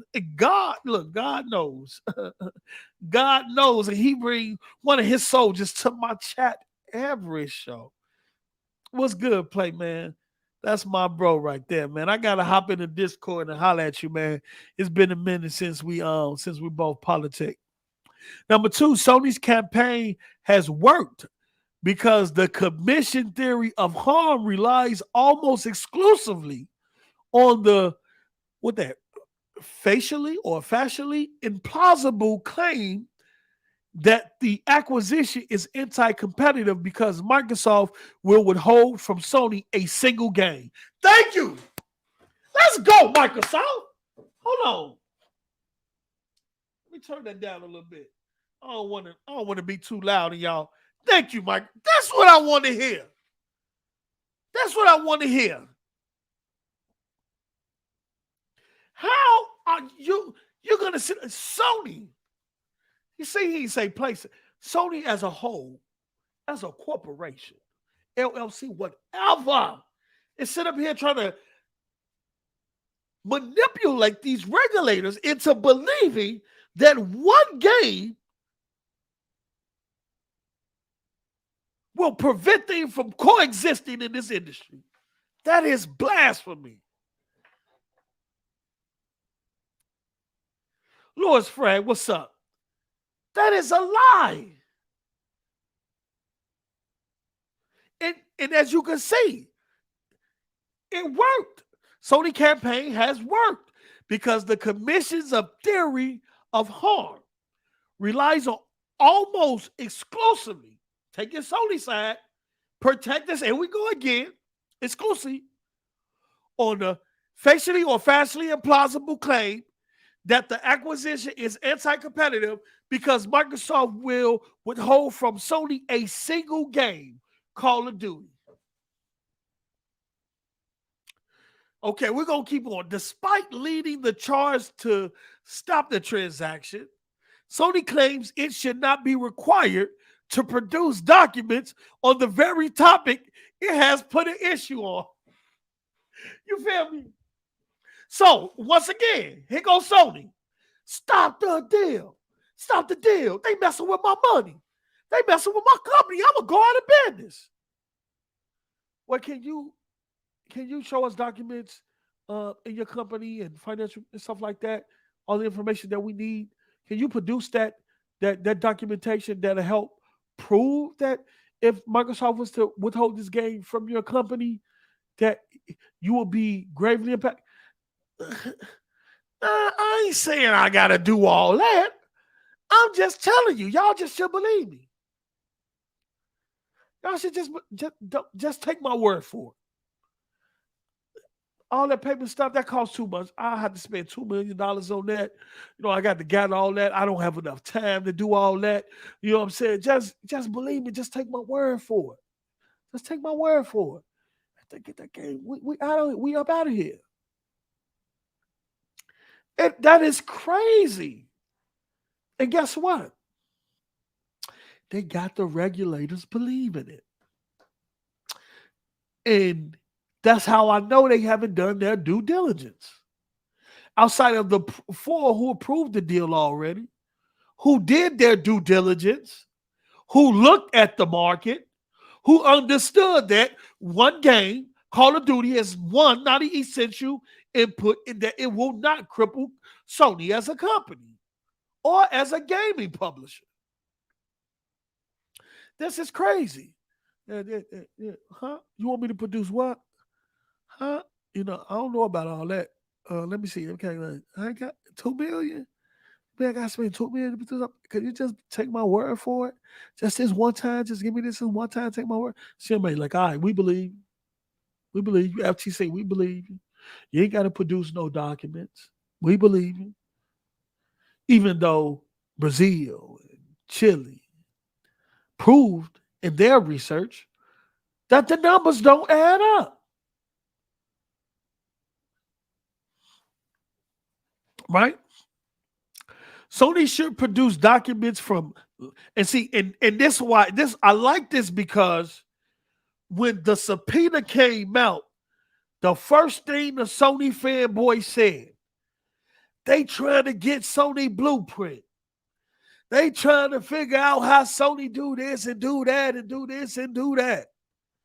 That's the first thing the Sony fanboy said. But in here, Microsoft breaks down why it needs that information. All right. Sony should produce documents from Lin Tao. I didn't even know who that was. See, they naming executives that we don't even hear about. That I don't even know the PlayStation community even know about. I ain't never heard a PlayStation person, Porter Rock, J Dub, Z. None of them bring up a Lin Tao or Hideki Nishino. Never brought up their names. You feel me, Ruham? They don't even know these. They out protect. They don't even know these people, Ru. They don't know these people. Okay, I'm just saying. I ain't never seen a hardcore PlayStation person on Twitter bring up not a Lin Tao or Hideki Nishino. I'm just finding out who they are. I didn't even know who they are. So if I know they didn't know. They always bring up the public figures. You feel me? So Sony should produce documents from Lin Tao, Hideki Nishino, if I'm pronouncing that correctly. If I'm not, please forgive me. Because Tao is the key custodian with information about SIE's financial health and plans, and Nishino is the head of SIE's hardware business. Another topic of central importance. Yeah, we need that. We need your financial, especially after the numbers y'all just released, after the hardware numbers that y'all released. We need to see that. We need to see that. We need those numbers because we need to know how impacted you guys will be financially and from a hardware perspective without this one title. Do the numbers match what y'all saying? Okay? Sony relies on blanket assertions of privilege. Talk, Microsoft. Talk. That's what I'm talking about. Talk that talk. Don't need no hold no punches. PlayStation as a company is privileged in there, and you look at their community act privileged. Their gaming community, especially amongst their hardcore gamer, they act privileged. We get exclusives. We can own exclusives. Sony feed us exclusives. Y'all don't need exclusives. We can do this over here. Y'all can't do that over there. Sony should be able to work and use all of the tricks and kinks in the sink or whatever to make their fan base happy. But Microsoft is trying to become a monopoly and consolidate the whole market. It's cool for Sony to have exclusives for their hardware, but it's a problem with Microsoft. They act privileged.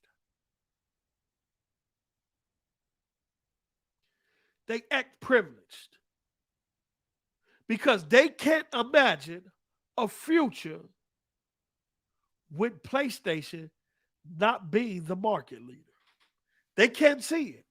With PlayStation not winning, not leading, not selling the most games, not selling the most hardware. They can't vision that. They can't see it and they don't want to see it.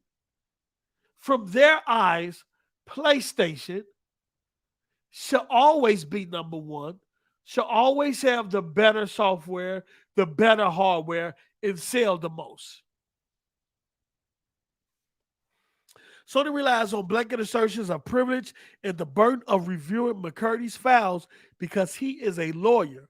But according to his job posting, McCurdy is also responsible for SIE's public policy engagement. Sony has refused to provide a predecessor custodian for Christian Savanson, if I'm pronouncing that right, Savanson, who manages SIE's relationship with Activision. Even though Savanson has only been in his position since 2021, Microsoft says that the relationship is of the utmost importance, and SIE has not supported its assertion that Savanson's manager would have the same documents as Savanson's predecessor. That's important too because he has the information. He pretty much works between Sony and Activision. So all them exclusive deals and stuff like that Sony has with Activision, with COD and all that, that's him. That's him. Okay. So we're gonna keep going. Regarding the request for data about the performance of SIE's gaming business, Sony has not explained why pulling and producing data from its central files without any need for responsiveness or privileged review would be unduly burdensome. Requests 14D and 19 are about specific documents, valuations, board documents, and regulatory submissions related to SIE's cloud gaming acquisitions of Gaikai in 2012 and OnLive in 2015. Thank you. That's what I'm talking about. Call them out. If they gonna stand there and try to block, put up. Okay, you want to block us? Okay, we need to see what you, because you acquired Gaikai in 2012, OnLive in 2015. We weren't even in the cloud gaming business. We didn't even have a cloud service. You had a head start before everybody. You literally had a head start before everybody. And what we need to know is between 2012 and 2015 until now, why has there been a lack of support for your cloud service and infrastructure? And why wait to now to be concerned about a service that you had a head start on? You was there before all of us. You got the patents to the two companies that started this, OnLive and Gaikai. I'm pretty sure you're making money off them patents. The same way Microsoft make money off all the patents, the cell phone patents that they got when they brought Nokia.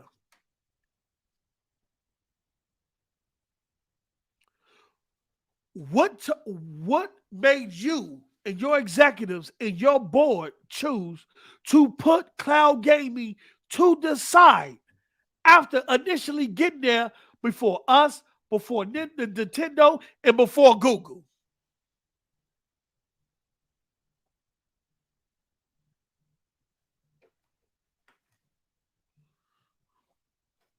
What made that happen?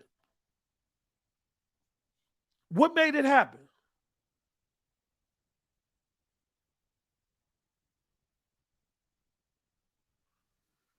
You got there before everybody. You had an opportunity in terms of the service and the infrastructure to put yourself in position, and you set it to the side. And now, since it's becoming a valuable platform, I won't say it's there yet. Now you got an issue with it, though you was there before everybody else. It was no way when Google announced Stadia, when they did that presentation, when Google announced Stadia, it was no way that what's-the-name should have sat in that audience, and when he was asked, what did he think about the presentation of Stadia? He said, and this was from Yoshida. Yoshida now who's doing, I think, indie, who got the indie department. Yoshida stated, we have a lot of catching up to do. How, Sway? How, Sway? You purchased the two companies that started this shit. You got all the patents. See, this remind me, before I go on, this remind me of the 360. This reminds me going all the way back to the OG era, right? When Microsoft said, look, we're not going to leave it up to developers to build their own infrastructure for online gaming. We're going to build 3 data centers. We're going to spend $2 billion on Xbox Live. We're going to build 3 data centers around the world. And we're going to unburden those developers in terms of infrastructure, in terms of setting it up and everything. We're going to make it easy for them to the point where all they have to do is add Xbox Live code to their game. We will take care of the rest. They don't have to worry about servers. They don't have to worry about maintaining servers or none of that. All they need to do is focus on creating their games. Right? Microsoft made that choice. Right? What did Sony come do? Because back then. Because I'm pretty sure in the early 90s, in the late 90s, Sony was booming back then. I'm pretty sure that at some point they could have invested in their own data centers, but they didn't. Microsoft did. Now you hold that against them because since they didn't built out their infrastructure as one of the biggest cloud infrastructures in the world. I'm not saying Sony had to do that, but I think they should have had they should have, when they say Microsoft investing in their own data centers, I think Sony should have did the same thing. Hold on. Like I'm getting sick.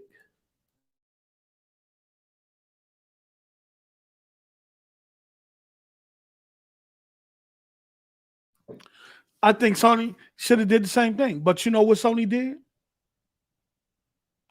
Sony said, we're going to leave it up to the developers. They got to set up their own network. They got to run their own service. They got to pay for their own service. They got to run their own infrastructure. We're going to leave it up to them. So they got to focus on the game. They got to buy their own service. They got to pay for their own. They got to do all that on their own. We ain't helping them with shit. It's a difference. So now that comes back to bite them in the ass.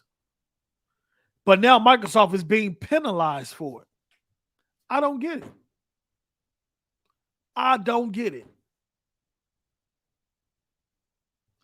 I don't get it. Microsoft is investing in games too, Eric. And they still investing in infrastructure and stuff like that. I don't think Microsoft should be penalized for for seeing the future. Investing in cloud service. I'm pretty sure at one point in the 90s that somebody at Sony brought that to their attention. Okay, we're going to keep going. All right. We're going to keep going. So let's see here. Microsoft said that providing targeted information about SIE's own cloud gaming efforts is relevant to assessing the viability of the claim and is not unduly burdensome. Yeah. We need to know what efforts that y'all had behind cloud because y'all got here before us. And what efforts y'all had prior to 2012 and 2015. I'm telling you, we could go all the way back to 2001. We need to see the efforts that y'all was trying to, and what efforts and things that y'all took in that space to put yourself at a point where y'all wanted to compete in that space? Because I don't see it. Microsoft seeks performance reviews for SIE custodians. Microsoft is not seeking to embarrass SIE's leadership. It seeks to understand the metrics on which SIE's executives and businesses are evaluated. Request 35 seeks executive copies of content licensing agreements between SIE and third-party gaming publisher. Microsoft says that these contracts are relevant. Microsoft says they are aware that PlayStation requires many third-party publishers to agree to exclusivity provisions, including preventing the publishers from putting their games on Xbox multi-game subscription service, which is Game Pass, but that they do not fully understand the extent of SIE's arrangements or how they impact the industry's competitiveness. Yeah, we need to see the receipts. We need to see the paperwork because we already know they blocking games on Game Pass, but we need to know to what extent that these agreements go in depth in terms of preventing those developers to having success on our system, on Game Pass, on cloud, everything as a whole. We need to know. Because if they're saying we're anti-competitive, well, we know y'all built your whole thing off walling off content. We know y'all built your whole thing off exclusives. Yeah, we what agreements y'all got over there, huh? You can't throw rocks in a glass house. You can't throw rocks in a glass house. That's what Microsoft's saying. Microsoft requests that Sony produce documents that SIE submitted to these regulatory authorities in connection with this transaction. SIE has refused, agreeing only to produce submissions to the European Commission and United Kingdom's Commission and Markets Authority based on claims of burdens. Okay. What y'all sending over there to them? We need to see. Because something ain't adding up. We need to see what y'all submitting over there. Because due to these regulatories having a lack of understanding of education of what's going on, they probably don't even know what they're looking at. And you could tell them anything. All right. We're going to move to the next one. We're going to also about to wrap this up.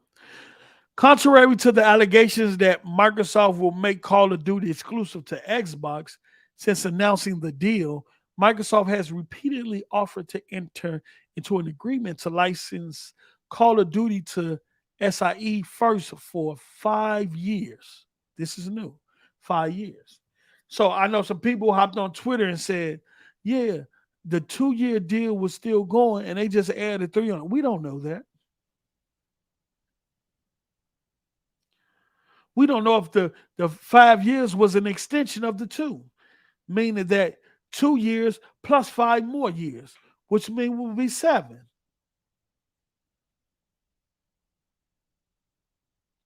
But people instantly jumped in my comments on Twitter saying I was stupid, like they know, like they read the paperwork, like they was received the email saying, oh, they just talking about 3 years added on to the 2, that's 5. That's why Jim Ryan came out and said it was only 3. Well, I don't believe at this point with all the line and misinformation that's been going on, I don't believe nothing Jim Ryan said. Now, hopefully they'll come out and we'll see if it was the 3 added on to the 2. But it could be the 5, it could have been 5 years added on to the 2, which would have been 7.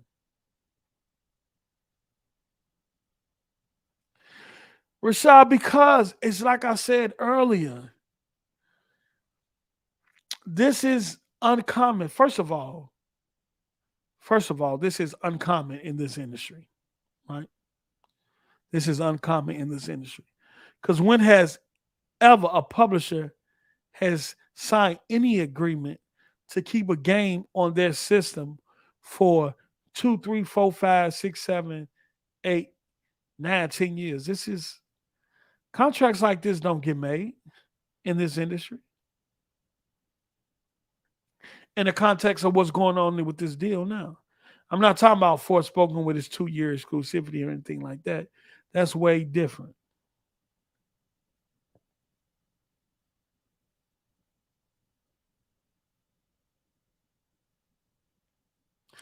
Minecraft is different too because Microsoft chose to keep that multi-platform, and I think it was a part of, if I'm not mistaken, I gotta check that. I gotta check that. I gotta check that. Sony called Microsoft after they acquired Minecraft and asked was they going to take Minecraft exclusive. And Microsoft told them no. Actually, Minecraft was on less systems prior to Microsoft purchasing them.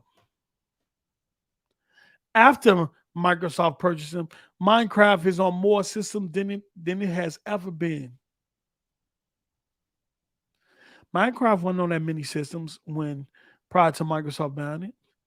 Now it's everywhere, and that's because of Microsoft.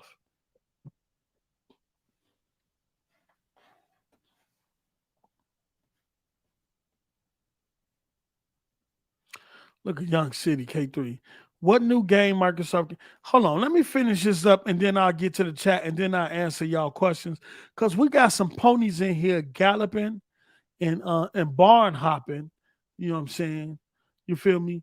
They are galloping and barn hopping right now. You know what I'm saying? And we're gonna address them once I finish this up. All right. So and that's new because everybody, when Jim Ryan came out, Jim Ryan said, here she go again. I just can't get through the show.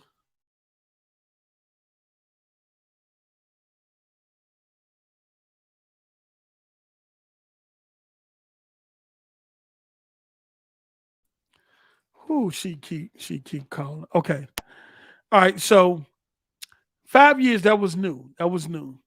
And then they extended it from 5 years to 10, an unheard of duration in the industry, which it is. And that's more than compromising at this point. SIE has refused. They refused the 5-year offer.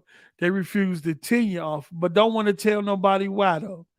Microsoft seeks documents about these negotiations, including SIE's internal considerations of Microsoft offers and why it has refused them. So basically, the gist of, and let me finish this first. Request 14F seeks information about SIE's investment in virtual reality technology for its console, which SIE's executive has highlighted as a strategic imperative and a giant leap forward in the way we play games. I don't know what the virtuality aspect of this has. I don't know. Somebody had to break that down to me, give me some clarity on that. But when I read all of this, I see Microsoft saying this. You're sitting up here telling the regulatory bodies all of this information on why the deal should be blocked. And you're providing paperwork to them, right? The regulatory bodies are giving us some insight on some of the stuff you're saying, but they're also redacting information. Microsoft saying, look, if you're going to side with if you're going to side with Sony and their perspective on why this deal should be blocked, well, at least allow us access to the information that they're giving y'all on why it should be blocked, or the information that we need so we can have an argument, so we can have something to fight against. Don't just take their word for it, right? Don't just take their word for it. Let us know what we're up against, what they're providing. Let us get substantial information that backs up their claim. So we can, you know what I'm saying, argue against it with our own findings and our own information. All right. But that's the update there.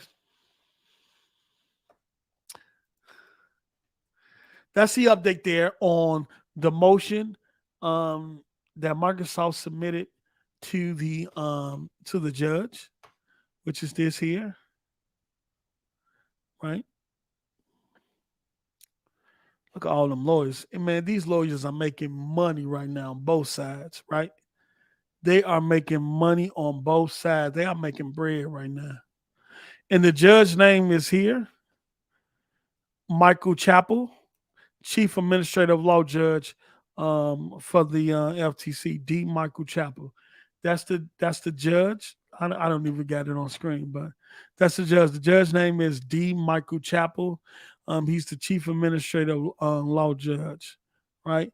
In this order, this motion, just like the Sony motion to limit and squash, has not been signed by this judge. So this probably was just recently submitted. Exhibit A, this entire exhibit is subjected to protective order. Exhibit B, okay, so these are the 4 examples. Well, more than that. Damn, it's a lot. That's a lot of protected information. Exhibit A through G. All right, so let me take this off screen. Okay, so that's out there. I wanted to, instead of getting in the tweet and going online, even though I got access to 4,000 characters on Twitter now, since I am a Twitter Blue member, we got access to 4,000 characters now, so I could put a lot more in the tweets. They also allow us to do up to 60-minute videos at 1080p from a computer. It's still 10-minute videos at 1080p from the cell phone. So Twitter Blue for me is more than just about the check mark, but being able to upload an extended video for however long you want, and I have to cut it down to 2 minutes and 20 seconds by being 1080p in quality and the character limit. I think that is, if you're a content creator, I think all that assists you. So now I'm going to answer some questions. I'm done with those 2 things in terms of the motion and the third party summary. So we went from just Sony to 6 parties having an issue. So any questions y'all got in the chat for me, let me know before I get out of here. Let me know before I get out of here. Let me close this out. When this deal is done, we're in March, April, I would say no later than May. I say by April we'll know whether it's gonna I'd say late March, going into April, we'll know whether if Microsoft is going to close this or not. We'll know if Microsoft is going to close it. Oh yeah. I've also what's this today? Today I'm gonna upgrade to StreamYard so we can get 1080p streams and stuff, because this 720p shit is for the birds. Also, if you look at the right corner of the screen, you see our new State of Gaming logo. Shout out to Mello for that. That fire logo. So simple, but wait till y'all see this stuff. But yeah, if y'all got any questions, just at me in the chat. I'll be able to see, and then I'll answer them to the best of my ability. For the person who asks when this deal get closed, I say no later than May. I think by starting sometime in next month, towards the middle end of next month, going into April, we'll really get a consensus on where this deal at in terms of closing, or if the regulators are still going to pretty much side with Sony.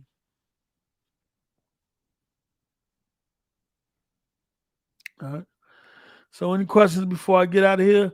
Through Wham, good show, but no, this post, I'm always going to give you that smoke, laugh out loud. And just because I say stuff doesn't mean I'm a pony. Only people with pony minds think that way. No, Ruham, I respect that, brother.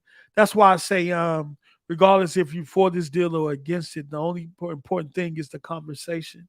We learn from each other. We take from each other and things like that. So we also can learn. We all can learn or obtain something from this conversation. Prior to all this, I ain't know nothing about mergers and acquisitions. And then this comes along, and Hogue Law pops up and start breaking it down. IDOS over in Reset Era, Pixie, and the incredible members over there, they start breaking things down and giving insight and breaking things down to the simplest term for people to understand and stuff like that. And so now I'm here. I still don't know. I still not in a position where I know a lot. I just know specific things on this particular case because I invested time in it to learn those things because this is a pivotal point, not only in the tech industry, but the gaming industry as well.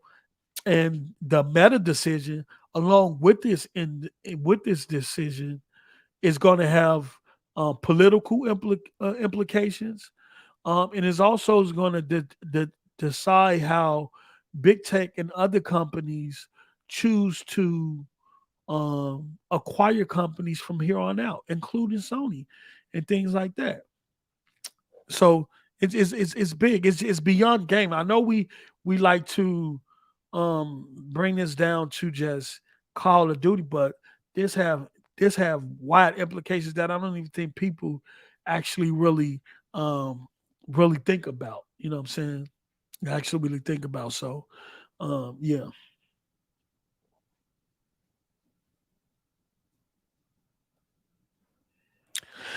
Young City K3, I'm at 70-30. I still have a high percentage of this deal going through.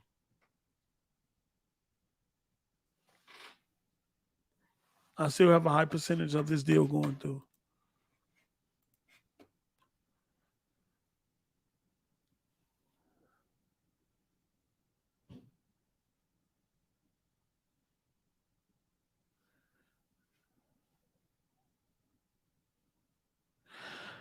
Uh, Rashad say there will not be any more publishers buying by Microsoft or anyone.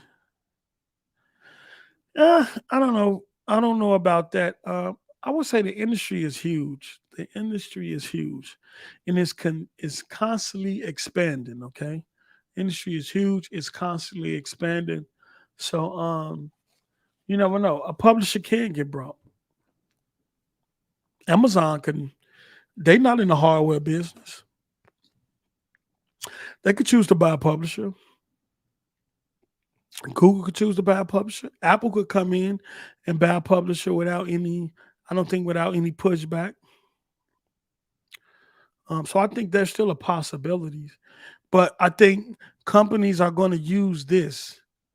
Companies are going to use this to gouge, right? Companies are going to use this to gouge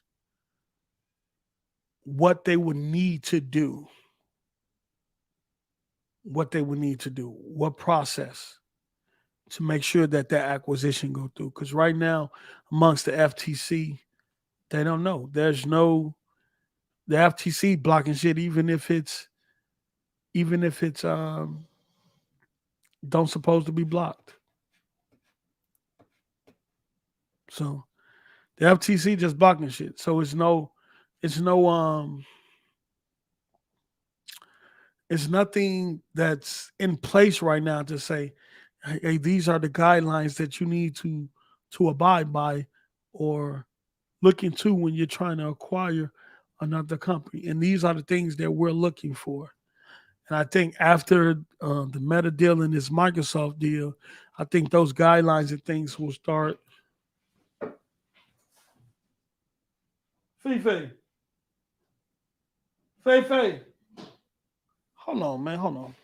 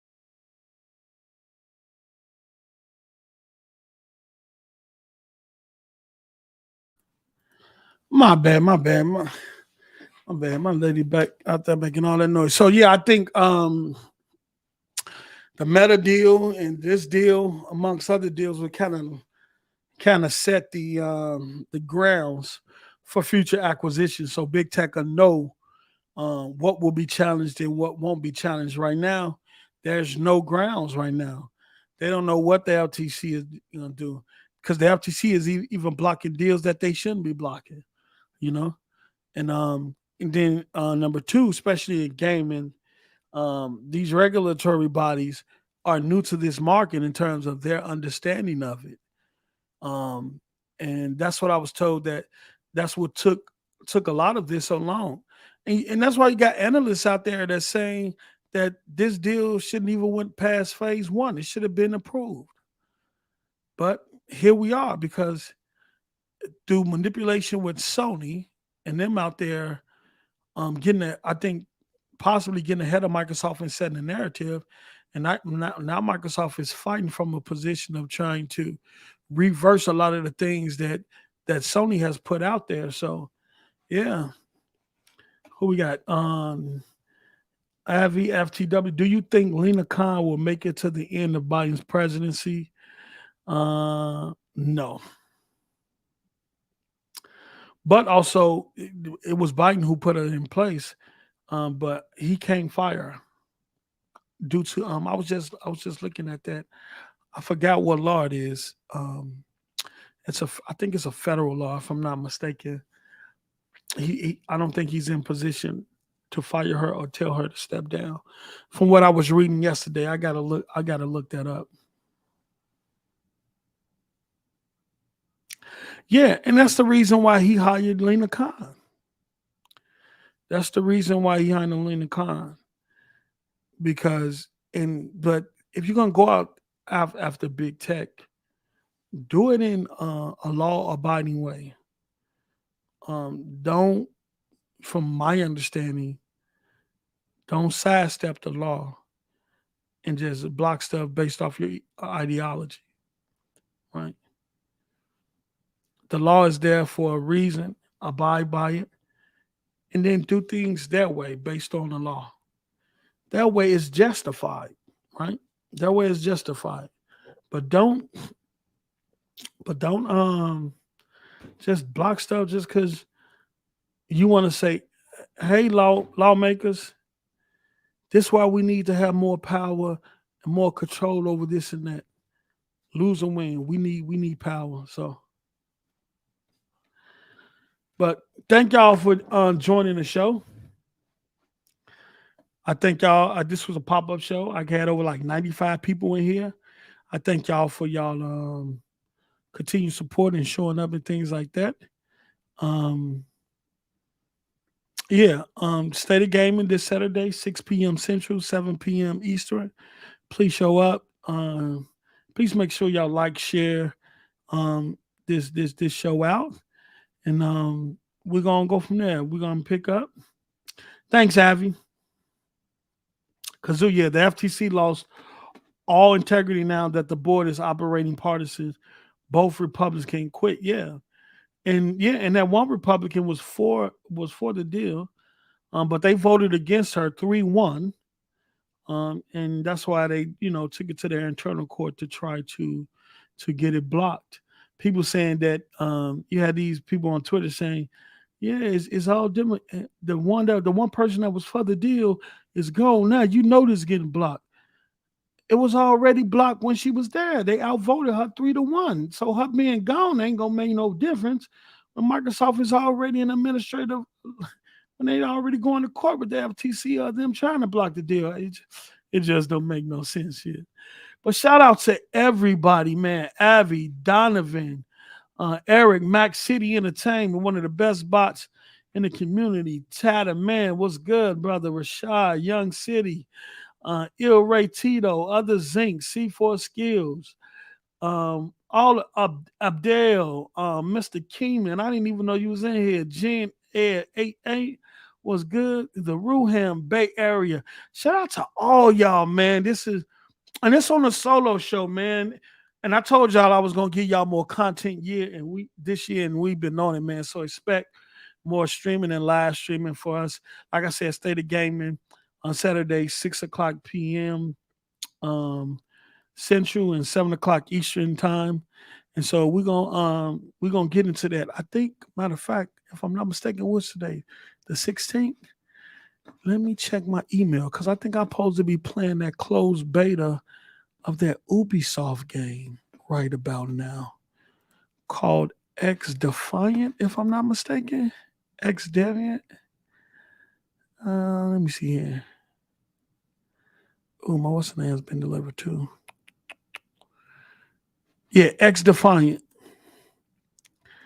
Yeah, X Defiant cross-play insider session available now.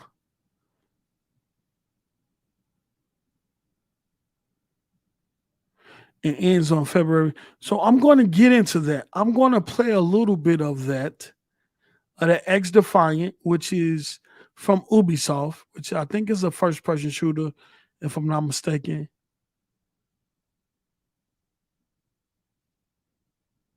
Oh, use the link below to invite your Ubisoft Connect friends to play with you in insider sessions. Let me see here.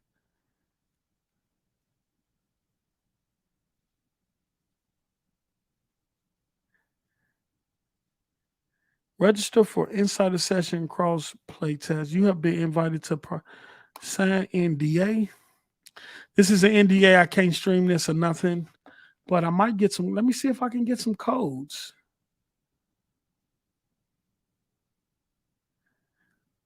Okay. You have accepted the numbers, so you are approved for the insider session cross on Xbox Series X. NES. The file is work in progress. This technical test does not. Okay, Representative, you can play only if you're in Europe or America. Here is the key to claim your access. Want to invite friends to join the fun? Share this link to invite your friends and play the. Okay. So I got to share a link. Or you can invite friends to join the insider session cross-play test with you. But you'll have to be a part of my Ubisoft already registered. Okay. Y'all have to be friends with me on the Ubisoft Connection. Okay, so y'all have a good one, man. We out. I'm gonna see if I could get this link out and first come, first serve, man. But I know y'all have to be friends on the Ubisoft Connect joint. All right. And I got a few people on there, I think. Because, yeah. All right. Thank y'all for watching. We out. I'm going to see y'all Saturday. If anything happened between now and Saturday, hop back on and chop it up. But other than that, man, y'all have a great day. Any more news come out, just follow me on Twitter at postup_BBB.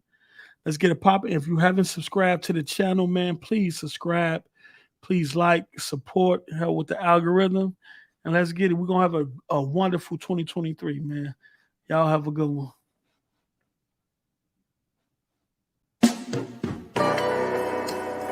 Ted, pop your shit.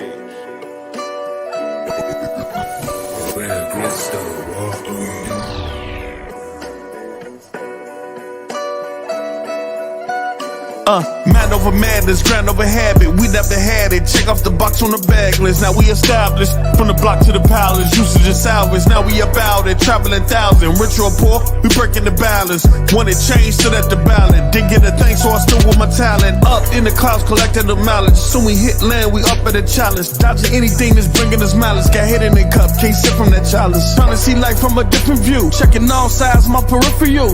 We up now, and that's the pinnacle. The inner you. Eyes stuck on the inner tube. Perception got them in V2. They all gas like an inner tube. Took a small break, just an interlude. Now we in the groove. Took a couple losses, we was 10-2. Before the turn, it was 10-2. Got it hand over hand like we 10-2. Cause when you down and out, they don't tend to you. Still we made it.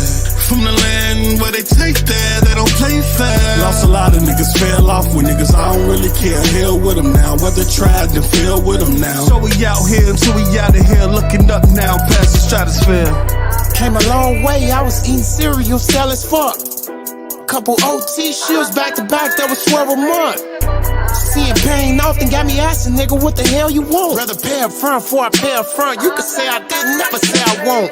Fast forward, that's crash course. I was broke, unattached headboard. Used to laugh at me, life was comical. We up now, astronomical. Our lowest points was a plateau. Blessed after being back dope. We was on the business and it went sour. We still made it, that's a different power. Gotta watch your 6 when they on your 20. Every day I smile through the horribles. Oracles telling me I got a few minutes. It was a quarter to vulnerable visions of making it out of it. Portable audibles, pardon me, possibly. Circle with smallest apostrophes. Making monopolies out of these lyrics, commodities, obviously. Welcome to the deli felonies. He called allegedly. Fuel for the fire, especially. It was the recipe, open sesame. All this pain never overstressing me. God did, he was over testing me. Get a lesson, never get a lesson me. Back to business cause he over blessing me. That's the turn, nigga. It's my turn, nigga, it's our turn, nigga.